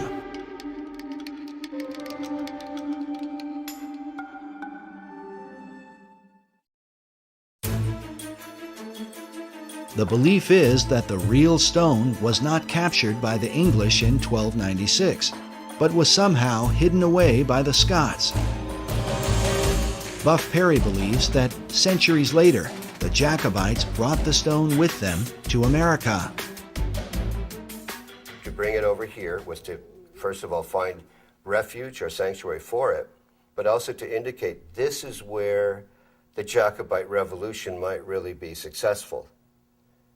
1715, the first rebellion, 1745, the second, and then we have the 1770s with the Declaration of Independence. We have the Boston Tea Party, then we have the sort of prolonged war of independence, all brought about by these same people. So foundation stone, meaning this stone now is going to be placed here where the order will have its ultimate political fruition and success. Well, this is Helena Roerich, a painting of her, I believe by Nicholas, and she's bearing the white rose, which came to mean what you swear an oath of secrecy in relation to. And the Jacobites would swear sub rosa with a single white rose. Her left hand, hand and elbow, are right alongside of the casket. The symbology is extremely interesting. Just the bearing of the white rose alone is, to me, highly suggestive of what she felt to be a secret mission that was associated with this stone that they received. It seems clear that their secret mission had to do with creating a one-world order through the League of Nations and by supporting the New Deal, which both FDR and Henry Wallace believed was the new order of the ages. It was during FDR's administration that the National Archives building was completed, with the figure of what appears to be a perfected man carved upon it. The figure is called Destiny, with the word destiny used repeatedly by the key figures who influenced the dollar bill, FDR, Wallace, and Manly Hall. Is it possible that they all believed the Stone of Destiny had come to America through Nicholas Roerich? But exactly what destiny they had in mind for America and the world must give us pause when we consider the full history of the stone. According to an ancient legend, the stone that fell from heaven is a jewel that was cut from the crown of Lucifer himself.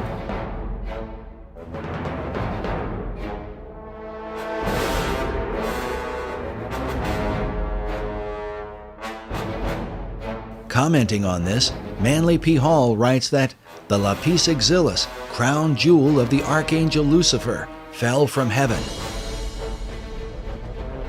Michael, archangel of the sun, at the head of the angelic hosts, swooped down upon Lucifer.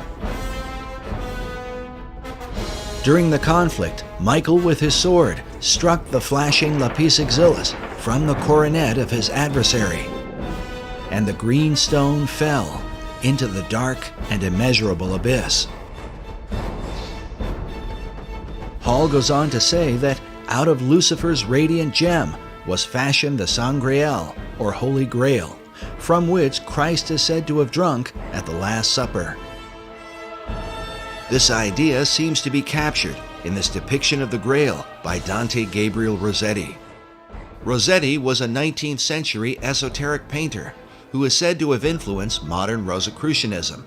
He may well have been familiar with the ancient legend, since his Grail cup appears to be a dark emerald green, mounted in a golden frame. But according to the various legends that are told, this stone of Lucifer was divided into different parts. One part became the Grail chalice, while King Solomon is said to have fashioned another part into a ring. Yet another part became the stone of the Kaaba. While this stone is black, Manly Hall suggests that Islam venerates the color green because of its association with the Grail stone. Others believe the Grail stone is the same as the Emerald Tablet. A depiction of this tablet can be found in the floor mosaic of the Cathedral of Siena, next to an image of Hermes Trismegistus, or Hermes Thrice Great. As such, it is known as the Emerald Tablet of Hermes. Written upon it is the Hermetic maxim, "That which is below is like that which is above." The tablet is also called the Philosopher's Stone and is well known in the ancient world. Sir Isaac Newton even did his own transcription of the Emerald Tablet. In the modern world, Carl Jung is said to have had dreams of the Emerald Tablet. Manly Hall obviously knew about it and even published his own illustration. Hall writes that the oldest and most revered of all the alchemical formulae is the sacred Emerald Tablet of Hermes.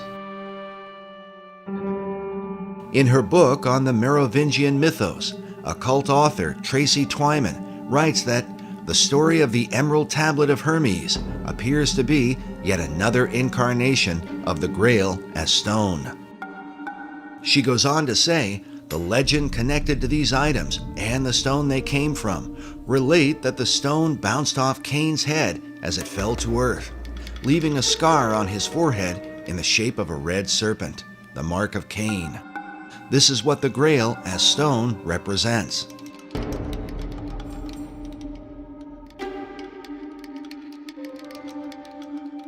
Meanwhile, Nicholas Roerich called his stone a Chintamani, an example of which is shown in this image of a Buddhist figure who holds a greenish Chintamani stone in his hand.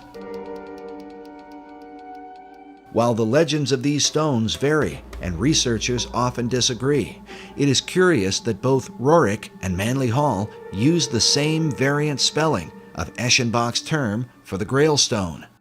Eschenbach wrote lapsit exilis rather than lapis exilis. In each of their writings, both Roerich and Hall used the term lapis exilis. This might be written off as mere coincidence, if not for the fact that Hall was meeting with Roerich in the upper penthouse of the master building. This suggests that they had the same understanding of the stone. Furthermore, both men were involved, along with Henry Wallace, in the theosophical teachings of Madame H.P. Blavatsky, who openly asserted the ancient Gnostic belief that the true God is Lucifer. As such, for Roerich to have a piece of Lucifer's gemstone would have had great significance.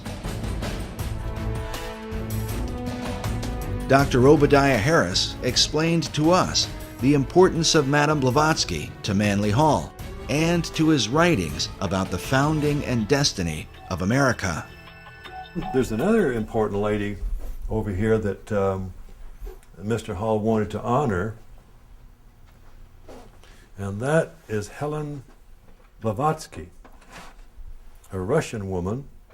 By the way, her little house in Russia, and I understand now, is the National Museum. But in the early days, he wanted to pay tribute to to her contribution, and she was the co-founder of the Theosophical Society, whose headquarters now is in India. She wrote Isis Unveiled, The Secret Doctrine, and it is said, I don't know if this is true, but she died in 1891. Manly Hall was born in 1901, but it is said that he had read The Secret Doctrine by the time he was 12 years old and understood it.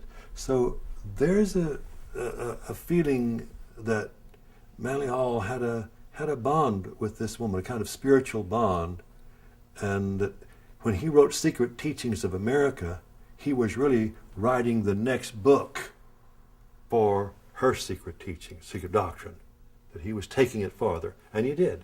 So he felt that in her was a kind of something of the isthmus of the spirit that gave birth to the Philosophical Research Society.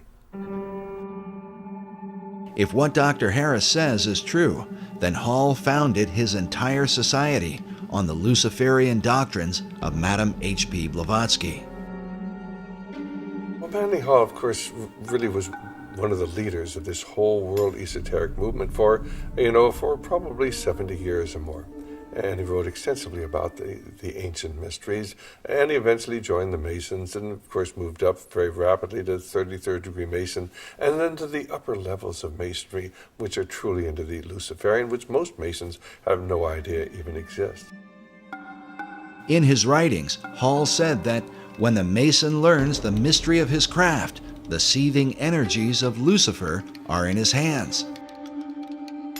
This quote comes from the book The Lost Keys of Freemasonry that was first published in 1923, the same year the casket had been delivered to the Roriks in Paris. The Luciferian Freemasonry described by Hall could very well have been known by such Masons as Henry Wallace and FDR, especially if FDR was so familiar with Hall that he sent emissaries to Hall's library. Also consider that FDR's successor, Harry Truman, a fellow Mason, had Hall's books on his shelves. And certainly, Manly Hall's view of Lapis Exilis as the gemstone of Lucifer would not likely have escaped the attention of Nicholas Roerich.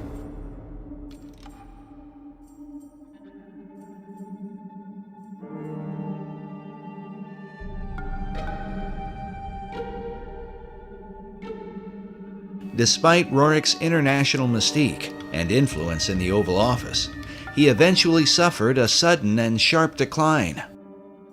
While searching for seeds and grasses for the Department of Agriculture, he was also heavily involved with the politics of Central Asia.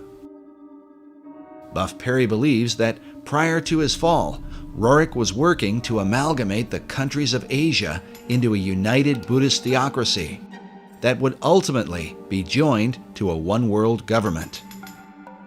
In Nicholas Roerich's efforts to bring about an amalgamated, if you will, theocratic Buddhist nation that would have consisted of Manchuria, Mongolia, Tibet, part of China, perhaps part of India, perhaps some of Siberia, he was working with the Tashi Lama, who was suspected by China, particularly, and to this day very much suspected by China, as being subversive to the stability of the region.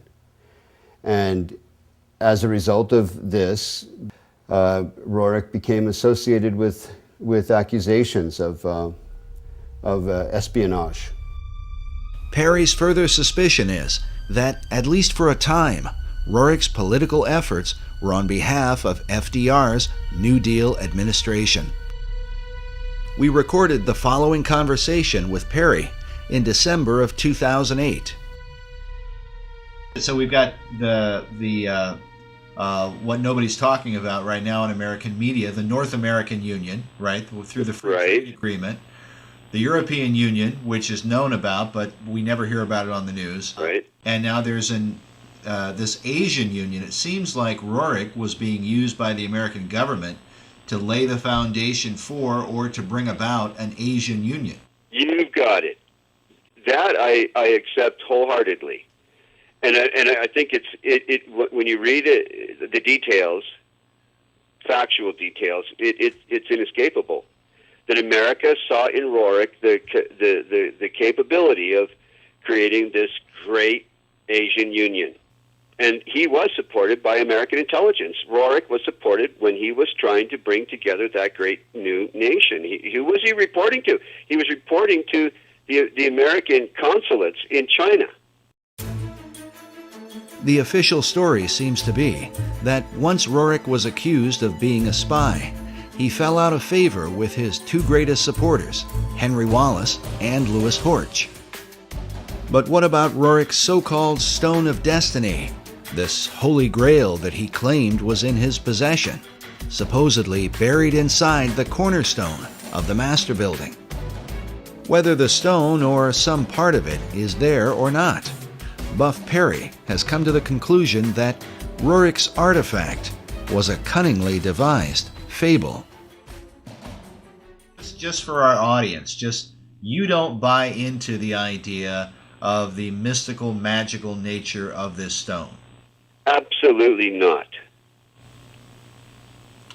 And you think it was a showpiece fabricated by the Roerichs, really to beguile guys like Henry Wallace, it seems like. Yes. I do. I do. When we first interviewed Buff several years ago, he seemed to have the impression that the Stone of Destiny was the same stone that Roerich had in his possession. Today, he believes they are not at all the same thing, and that perhaps this is what caused Wallace to become disillusioned with his guru. I think Wallace felt perhaps deceived when he's anticipating the arrival of what he called the Stone of Destiny in correspondence, and then ends up with, nothing in effect. Nevertheless, Perry still believes that Jacob's pillow stone, which is said to be the real Stone of Destiny, was brought to America by the Jacobites and may have been recovered by the French-Canadian explorer La Vérendrye in the 1700s. The La Vérendrye stone is, clearly has some association with the Stone of Destiny. But the whereabouts of the stone today are still unknown. As a Jewish researcher, the real stone holds special significance for Buff Perry. According to the Jewish belief, the pillow stone of Jacob is one of the original artifacts that was kept in King Solomon's temple in Jerusalem. The stone, variously called the Stone of Destiny, Foundation Stone, Pillow Stone of Jacob, and other titles, is expected and is necessary to be in Jerusalem for the final construction of the final temple. The Jews believe that that temple, and not all Jews, but most of the Jews today, active in rabbinical orders that are preparing to, conduct all the rituals in the final temple as we speak, believe that all articles that were in Solomon's temple have to be returned if they're known to exist. If they're not known to exist, then it's a different matter. But all those that are known to exist must be returned and would then go into use again in the final temple. Buff believes that Nicholas and Helena Roerich aligned their Chintamani stone with the Stone of Destiny in order to sensationalize their own cause. But others continue to believe that Roerich's stone was from the stars and had real power. The Roerichs themselves were known for tapping into the supernatural realm. The Roerichs were particularly eccentric. Helena Roerich spent much of her lifetime channeling a spirit that called itself Master Mariah, the same spirit that inspired Madame Blavatsky to declare that Lucifer was God. We told you earlier about the letter from Zena Fosdick that describes the contents of the Rajput casket placed inside the cornerstone of the master building. But we neglected to mention a few of the items that Buff Perry talked about. But there are all kinds of other ingredients. There are different fabrics and coins and what's the thing? Talk about the coins again. well, these are in some cases coins that materialized out of what would be considered occultation, out of the other world in different meetings and sessions that were held by the Roriks. And I'm not saying this off the cuff or because I heard it from someone else. These are recorded memoirs of Helena and Nicholas Roerich. And of course, many of the people who are into the New Age are into astral projection and in contact with these spirit beings. And there really are spirit beings out there. They refer to them as the Masters of Wisdom, or the Great White Brotherhood, or the Enlightened Ones. And they believe that they are guiding society. These are actually demonic forces and demonic beings. And of course, they can materialize and disappear. The average individual says, oh, that can't be true. And yet it is true. And when you talk to the people who are dealing with this, they come in contact with this many times. They have accessed this other dimension, which is truly a demonic dimension. And of course, tragically, it's becoming increasingly apparent here in America as we turn our back on God, and we're not really a secular society. We've gone from being a Christian society to a secular society, and now a society dominated by the occult forces, of which are intent upon ruling the world. If it's true that the Roriks were in contact with the spirit realm, is it then possible that these same powers could have somehow influenced the design of the dollar bill?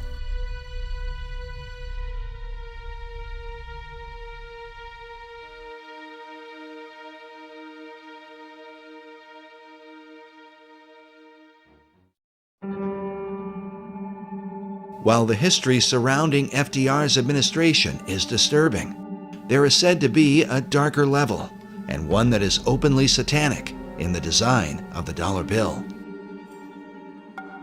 These allegations begin with a group founded in Bavaria in 1776, known as the Illuminati. The order was founded by a man named Adam Weishaupt, with the alleged purpose of perfecting society.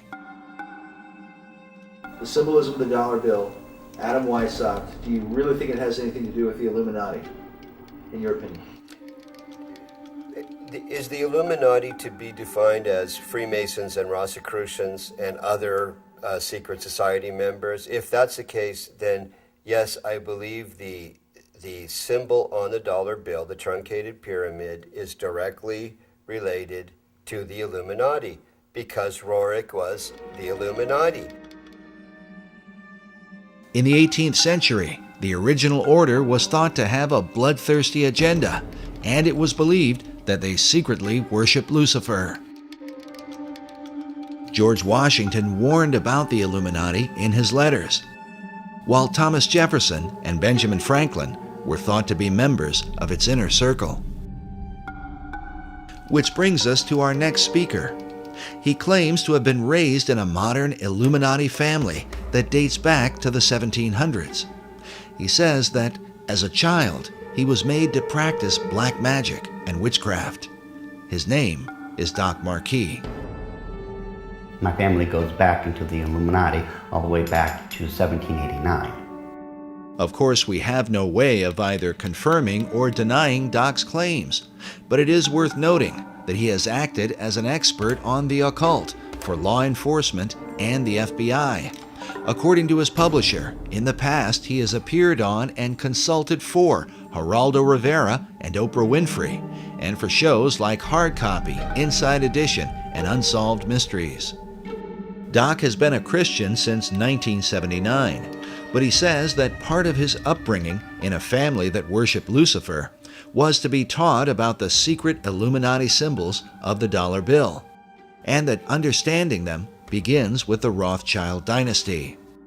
Meyer Amschel Rothschild had made a very interesting and profound statement. He said, "Allow me to control and issue the money of a nation, and I care not who writes its laws." And he was right.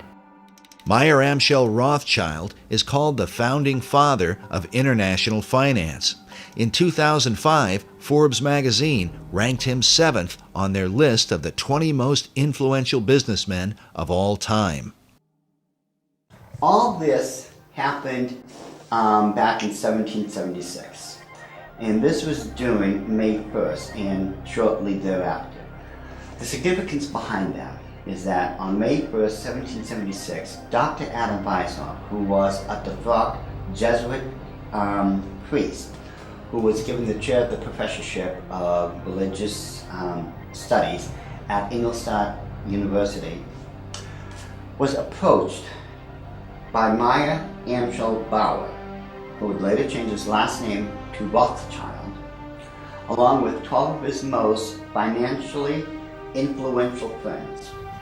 They knew Weishaupt at that particular time was not only a genius when it came to the occult world, but Weishaupt also had an axe to grind, because it was the Catholic Church that just recently defrocked him. He was no longer a Jesuit priest, and he was going to send a message to them, to the monarchies of Europe, and to all other people who would try to have their will over his.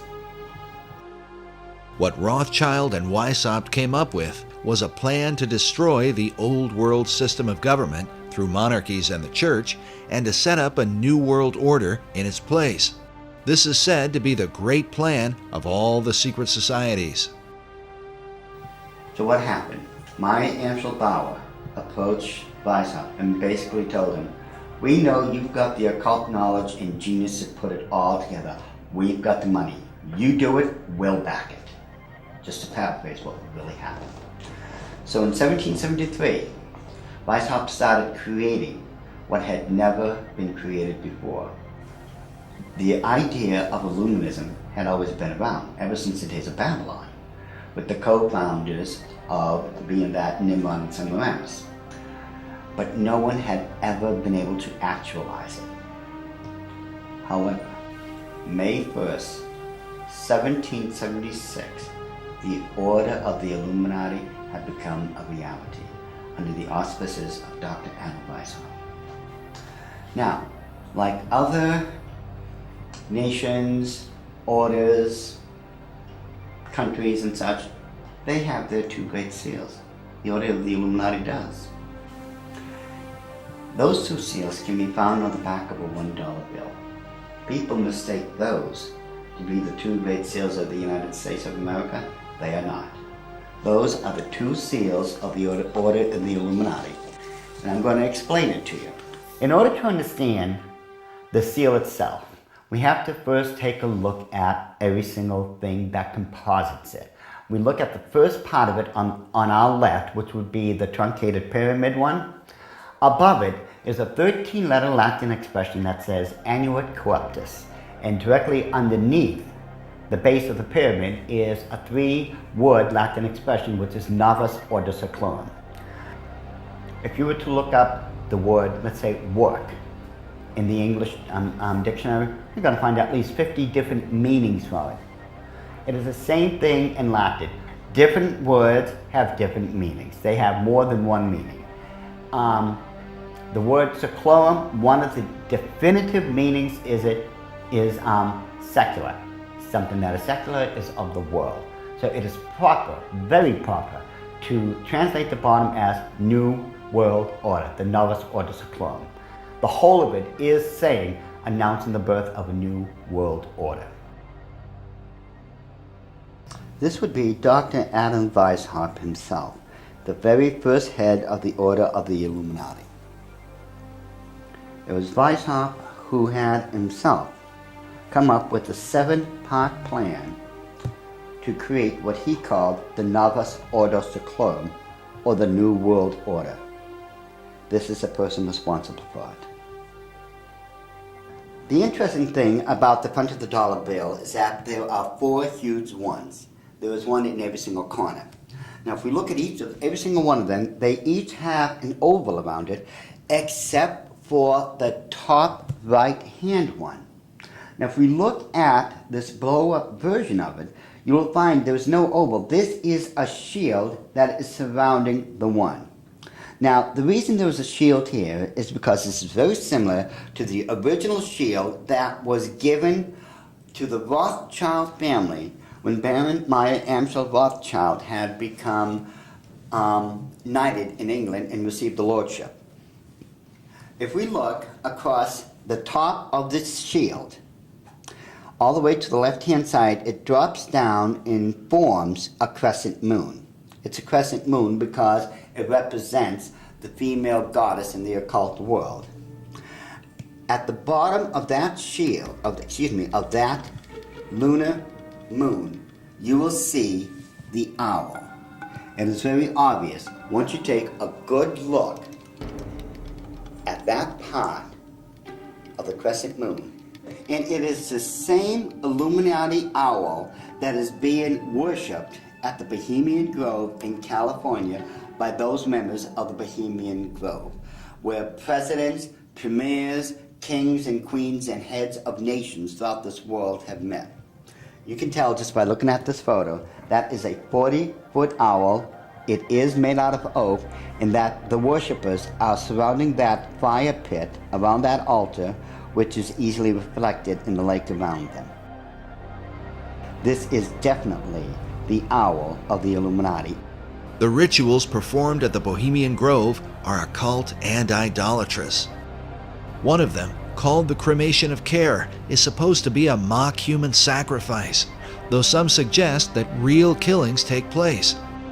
When President Nixon was there, he commented about the extreme homosexual environment at this all-male boys' club.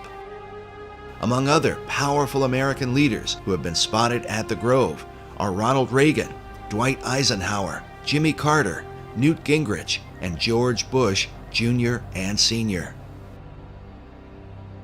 Now, when we take a look at the O, it is actually, occultically speaking, the shape of the Ouroboros, the snake that's going around in a circle, devouring itself. This O is actually the eye in this lady's face that they want to look at. This is the O. Now, what's in the center of this O? You take a good look. It is the exact same owl of the Illuminati that we saw on the back of the $1 bill. So the question then becomes, who owns L'Oreal? But the owl seems to be a major symbol for the secret societies, as they are found repeatedly inside government buildings in Washington, D.C. And a giant owl figure is even seen in the street design, with the United States Capitol in the midst of it.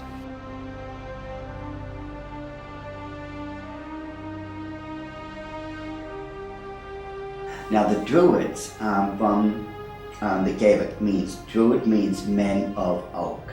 These people worshipped creation among other things, but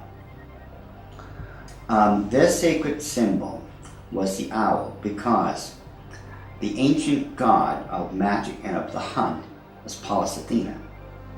Her bird was the owl, and that owl represented wisdom. It always has. Pallas Athena was also the goddess figure who was said to inspire Sir Francis Bacon. But now look at this owl seal at the Bohemian Grove, where it says, "Weaving spiders come not here." While the line is taken from Shakespeare's Midsummer Night's Dream, could this also be a veiled reference to what seems like a spider web design that forms the background of the dollar bill?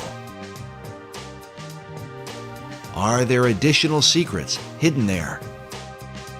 Now, I'm sure you've heard of a Rorschach smear or the Rorschach ink blot test as created by Dr. Rorschach himself. You see the ink in the forefront and everything else is in the background. This way, your subconscious mind is supposed to pick up on what's on the foreground, and you're supposed to be able to tell what you are subconsciously seeing. Notice how it's very busy. Lot of intersection diagonally lines. You can't make out what's there. But let's get rid of the background noise, get rid of all the diagonal lines that doesn't belong there, and let's reverse the principle of Rorschach and take what's in the background and bring it to the forefront and see what's there. Because once we do that, we find out it's quite obvious that there is another Illuminati owl, and that it is perched on something that looks like an arrow. That is what they don't want you to see. Once you see this owl here and compare it to the other one on the left-hand side of it, it becomes very obvious that this is an owl. You can now begin to distinguish beyond all that busy signals and such that they don't want you to look through. Yet, they place there in honor of their totem bird, the owl of wisdom, which is the totem bird because their god, Lucifer, was supposed to have been the wisest of all of God's creation. Wisdom of Lucifer, wisdom into the bird, wisdom into the word Illuminati. Therefore, the chain of wisdom is followed all the way through. All right, now, did they teach you this in the Illuminati? Yes.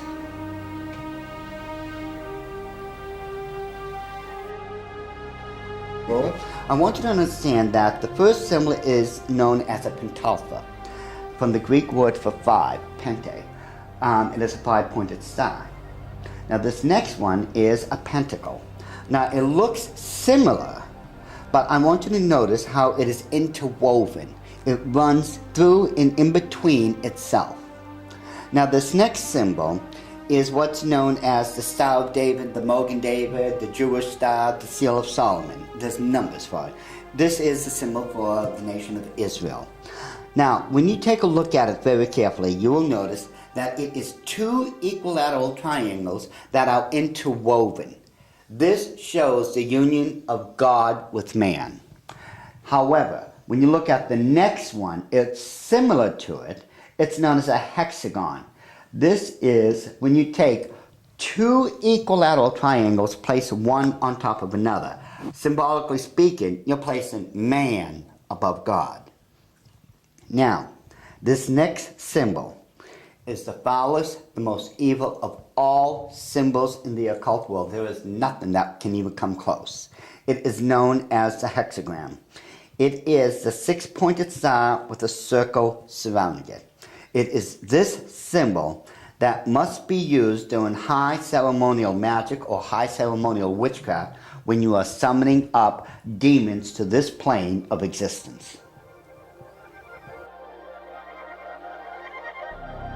The use of the hexagram is said by Doc to be very symbolic and seems to represent the occult concept of a Christ figure, just as the Maitreya was for Nicholas Roerich and Henry Wallace. But what Christ do they mean? Doc believes the pattern of hexagrams in the design of the dollar bill provides the clue. If we take a look at the 13 stars directly above the head of the eagle and connect the dots, you will see where the very first hexagram is located. And if you notice that surrounding the hexagram is the 28 guidelines that make a circle. Now, inside every single point, the 6 points, is a star. There are 6 of them. They surround now the 7 stars. Remember, 6 is the number of man, 7 is the number of God. Now, it is man that is surrounding God or is placed above God. If what Doc is saying is true, this could represent the person the Bible calls the man of sin, who opposes and exalts himself above all that is called God or that is worshipped. Doc's interpretation seems to also fit the worship of Lucifer, for in the Bible, Lucifer declares that he will exalt his throne above the stars of God. Next, Doc claims a second hexagram can be found by connecting the various points where the much talked about number 13 is represented. And don't try to tell me it's the 13 colonies.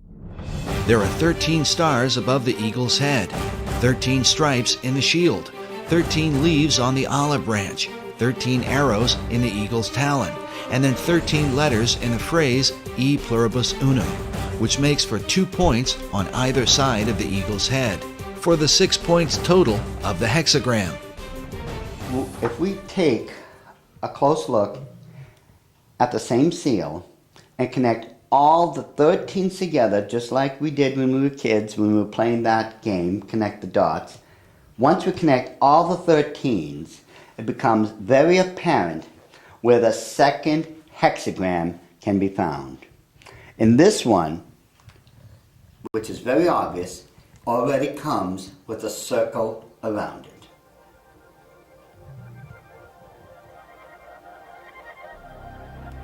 So this is the second hexagram here in figure 2. Yes.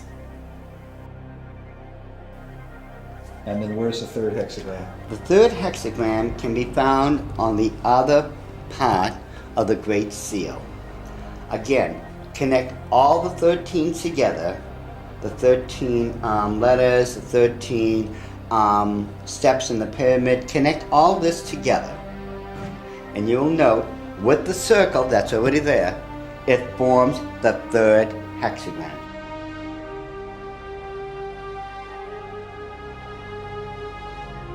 In other words, a 6, a 6, and a 6.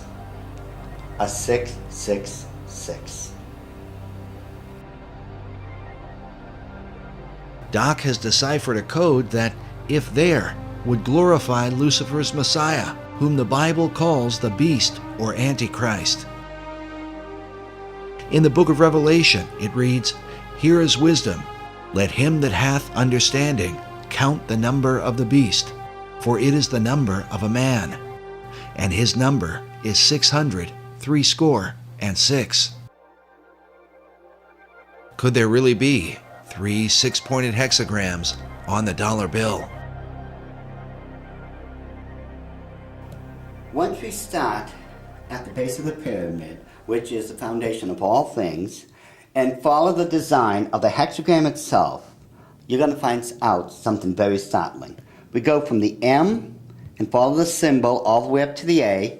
The A cuts directly underneath the eye of Lucifer all the way to the S.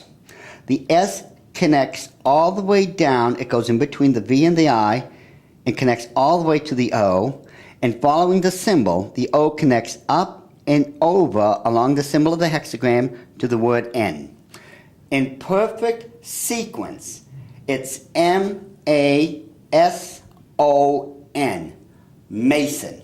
It's not what a lot of other people have espoused, that the symbol connects down to the M in seclorum and that the word is an anagram or something like that. Those people who are doing that obviously don't know what they're talking about, or they don't know how to plagiarize me correctly.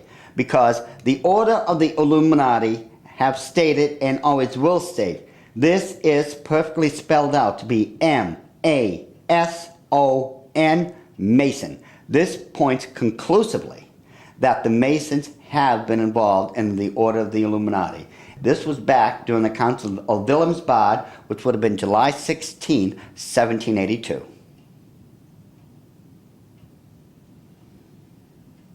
All right, so what are we seeing?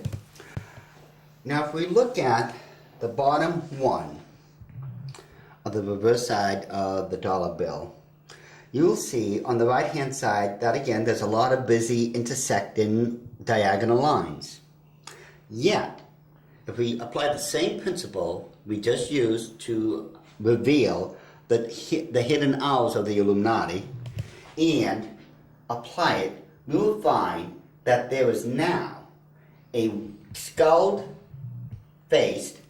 winged demon. And it is very obvious once you take away the background, the busy noise, it becomes very apparent what it is and that it's been there all along.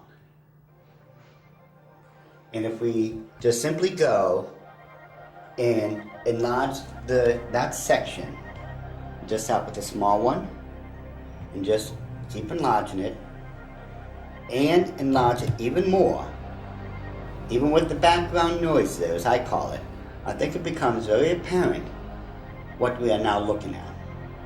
That it is still a skull-faced winged demon. And it is these demons that are protecting and blessing the two great seals of the Order of the Illuminati. And it would make perfect sense that it had to be demons used to protect these seals, since I am convinced it was those same demons that handed them over to Thomas Jefferson when they first created them. I am convinced, beyond all doubt, that that indeed was a demon sent up from the bowels of hell, probably under the direct orders of Lucifer himself.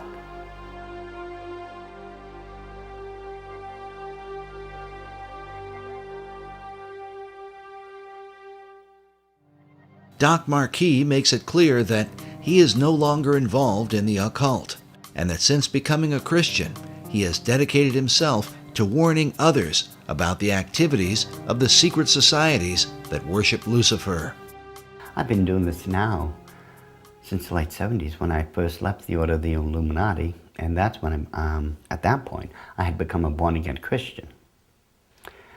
At that time, I realized what I had been doing all along. Maybe in my own way of trying to make up for what I had done, and I've done a lot of heinous things in this life,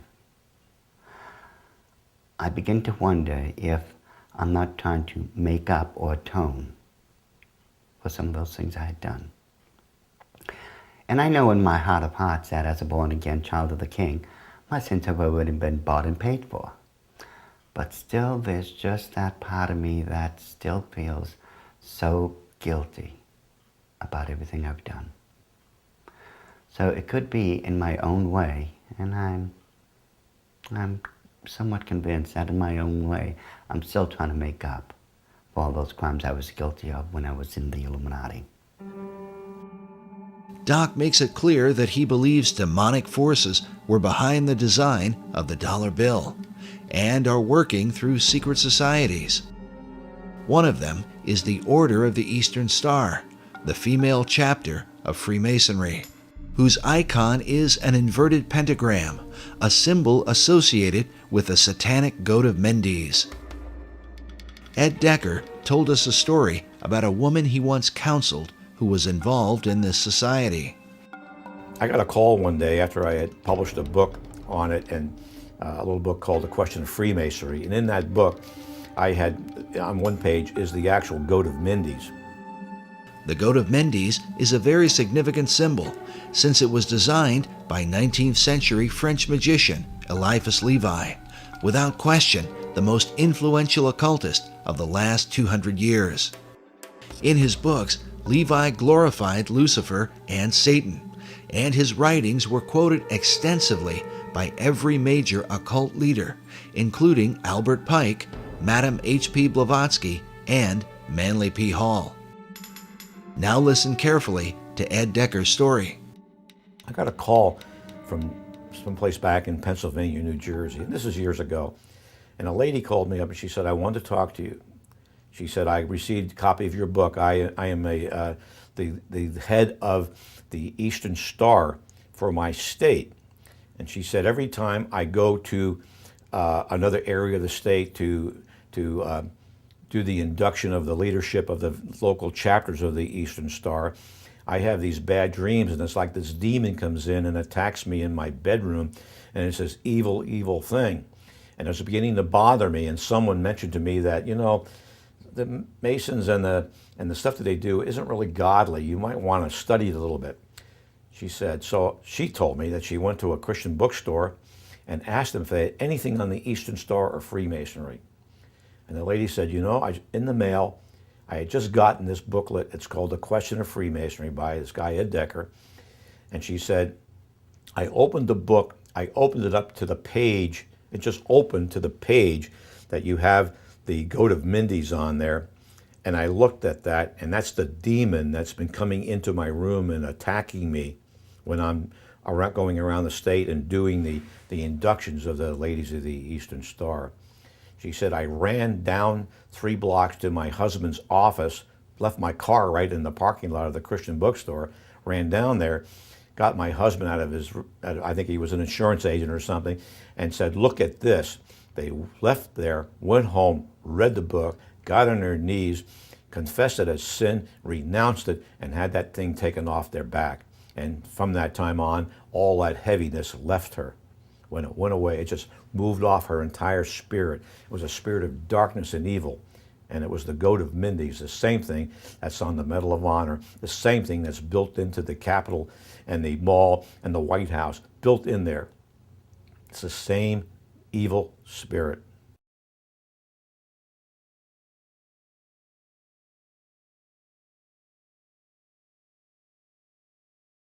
This whole idea of the Messiah and its relation, and the Messiah's relationship to the stone, and who that Messiah would be, and what would happen when the stone is returned to Jerusalem, and when the temple is built, it would be a replica of the original Solomon temple, not the Ezekiel, account. Which is what most Jews believe, the Ezekiel account. No Jews believe that the Solomon's temple is going to be rebuilt in that architectural style.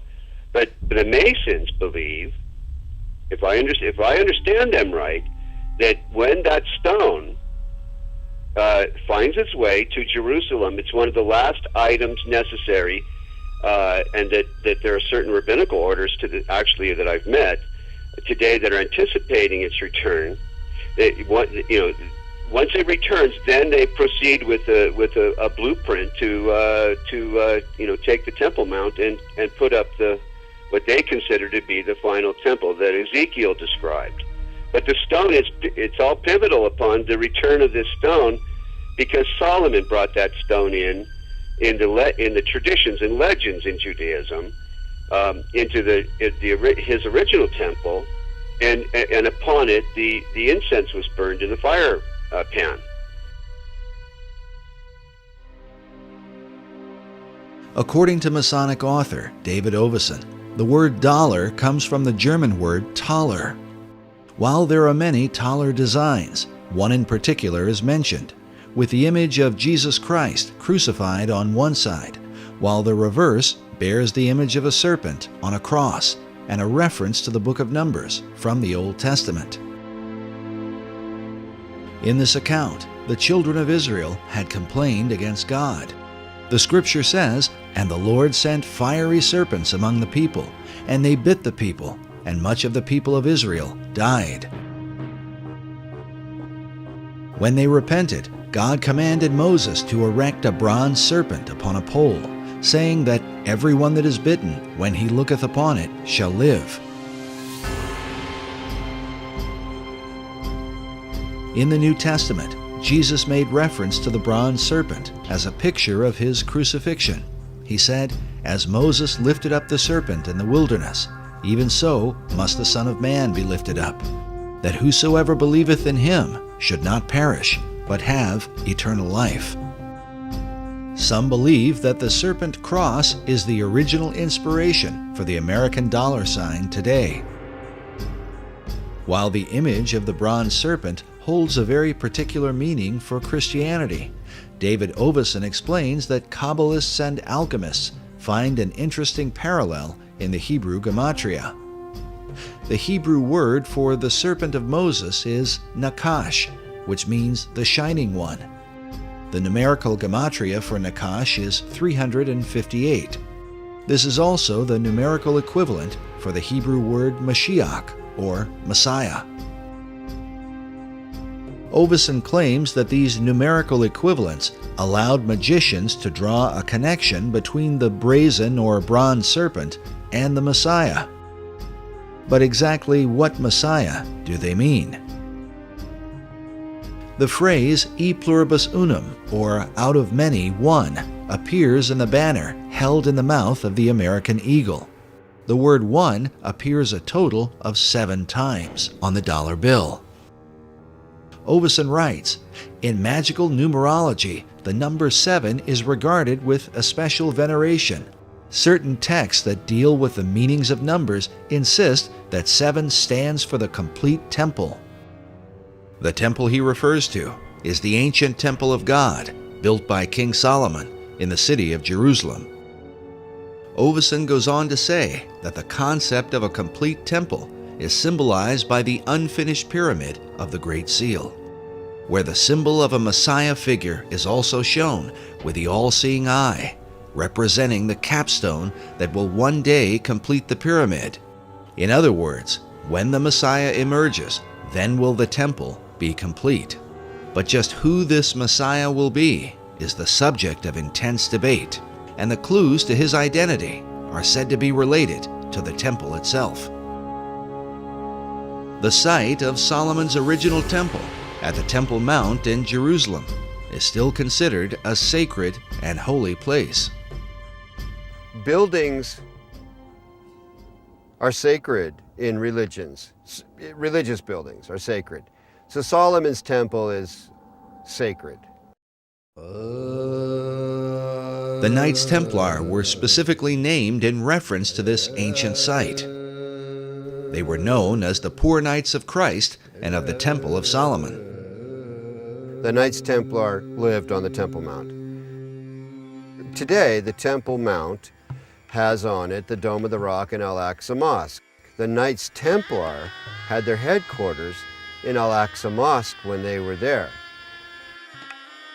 So the association between this arcane direction and tradition in Europe with the Knights Templar and the temple of the Temple Mount is direct. The sacred nature of the temple was handed down from the Templars to the Freemasons, who are said to have originated from the ancient Knights.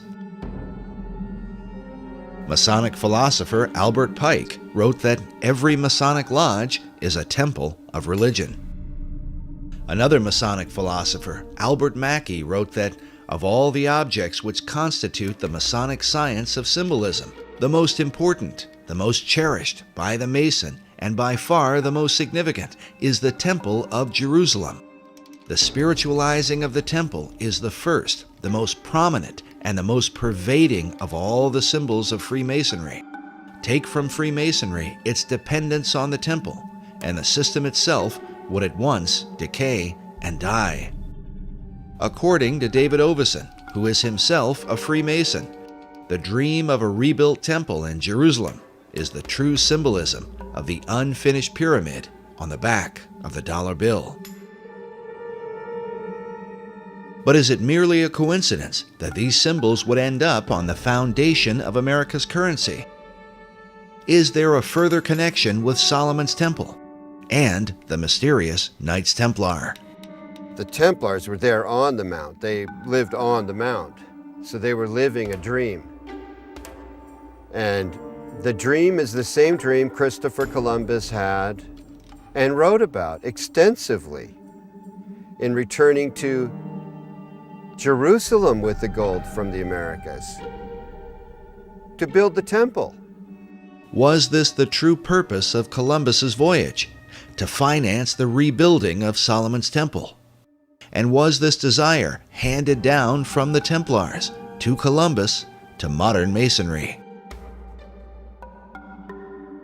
As we have shown before, the ships of Columbus sailed with a red cross on a white background, the symbol of the Knights Templar. But despite the interest of Templars and Freemasons, the original temple begins with the Jewish people. The temple was critical to Judaism. It was the heart of Judaism. The first Jewish temple, built by King Solomon, was destroyed by the Babylonians in 587 BC. The temple became a necessity for the existence of Judaism. So when it was destroyed, the longing for another temple in the Babylonian exile was, primary. The foundation for a second temple was laid by Zerubbabel when the first Jews returned from their captivity in ancient Babylon. First thing, when Jews are able to return, they build a temple. There's Zerubbabel and Ezra and Nehemiah come together. There's a temple built. It's added onto over the centuries until you end up with Herod's temple. This second temple was in existence during the time of Christ and the apostles. But it would also be destroyed, a terrible event that Jesus himself had prophesied. The scripture says that the disciples came to show Jesus the buildings of the temple, and Jesus said unto them, See ye not all of these things? Verily I say unto you, there shall not be left here one stone upon another that shall not be thrown down. And when ye shall see Jerusalem compassed with armies, then know that its desolation is nigh. And so it came to pass that the second temple was destroyed with the fall of Jerusalem in 70 AD.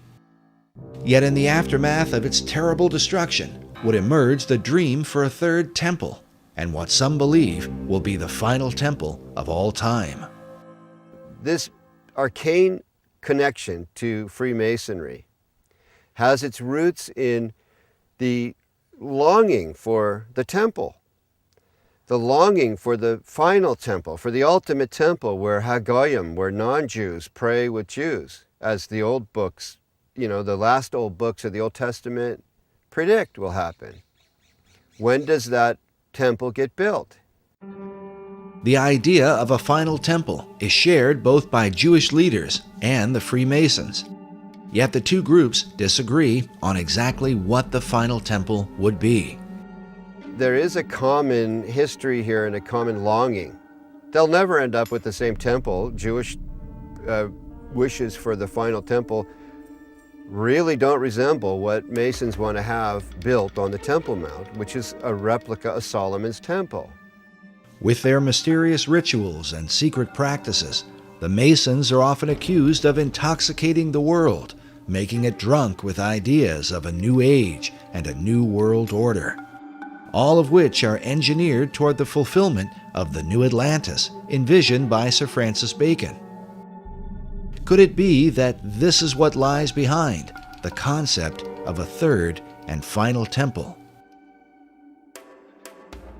It, to me, makes perfect sense that the new Atlantis, as understood in the Baconian tradition, involves the final temple,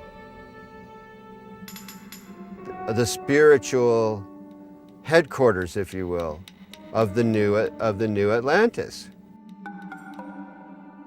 The idea of that temple is central to Freemasonry, the Knights Templar, and of this there is no doubt. They've all expressed it.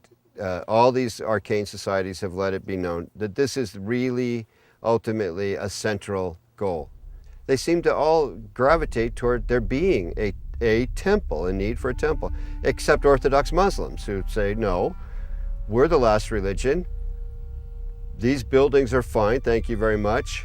Become a Muslim and you can pray in them and hang out on the Temple Mount, which is not going to happen. So that leads to a pretty ugly likelihood. If people who want a temple get their way, there's going to be a bloodbath there. Also, I believe it's spiritual because Satan has always desired God's place. That's why in Masonry you have Jebulon right there on the altar, Baal, the ruler of demons in the Masonic altar.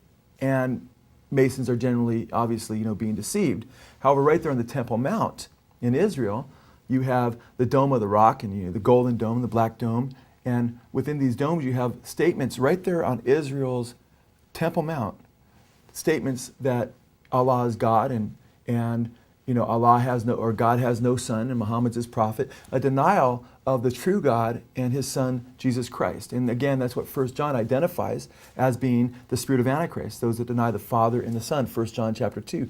And that's a harbinger of the ultimate Antichrist to come, who's going to sit in the temple of God showing himself that he is God. So isn't it interesting? Here we have Benjamin Krim speaking of a coming Maitreya who will rule as the coming Imam Mahdi of Islam. Of course, he can't really rule, and there can't be world peace unless the Jews, in his mind, are annihilated. And by the way, according to Muslim teachings in the Hadiths, when the Imam Mahdi comes or when the Messiah comes, he will destroy the Jews and the people of the cross. So all of this stuff, incredibly, it fits together just too well. But praise God, because from my perspective as a Christian, Jesus Christ said, when you see these things beginning to take place, lift up your head, for redemption is drawing near. And I believe these are signs that Jesus Christ is coming again. And when he does come, he will defeat the Antichrist, and every knee will bow, and every tongue confess, including Benjamin Krim, including the leaders of Iran and Hezbollah and so forth. Whether it's in heaven or on earth or in hell, every knee will bow, declaring that Jesus Christ is Lord in the end. And what will all these things mean for the future destiny of America? According to David Oveson, it was Manly Hall who influenced the placement of 72 stones on the Great Pyramid of the dollar bill, since the number 72 is said to be a magical number in the occult. It was also Hall who taught that the American eagle was a cleverly disguised phoenix bird. In his writings, he documents this account from the 1st century AD. There is a certain bird which is called a phoenix, and when the time of its dissolution draws near that it must die, it builds itself a nest. But as the flesh decays, a certain kind of worm is produced. According to this account, it is from this worm that the phoenix is reborn. This concept of a phoenix worm in its nest seems to be represented at the top of this column on a building found in Europe.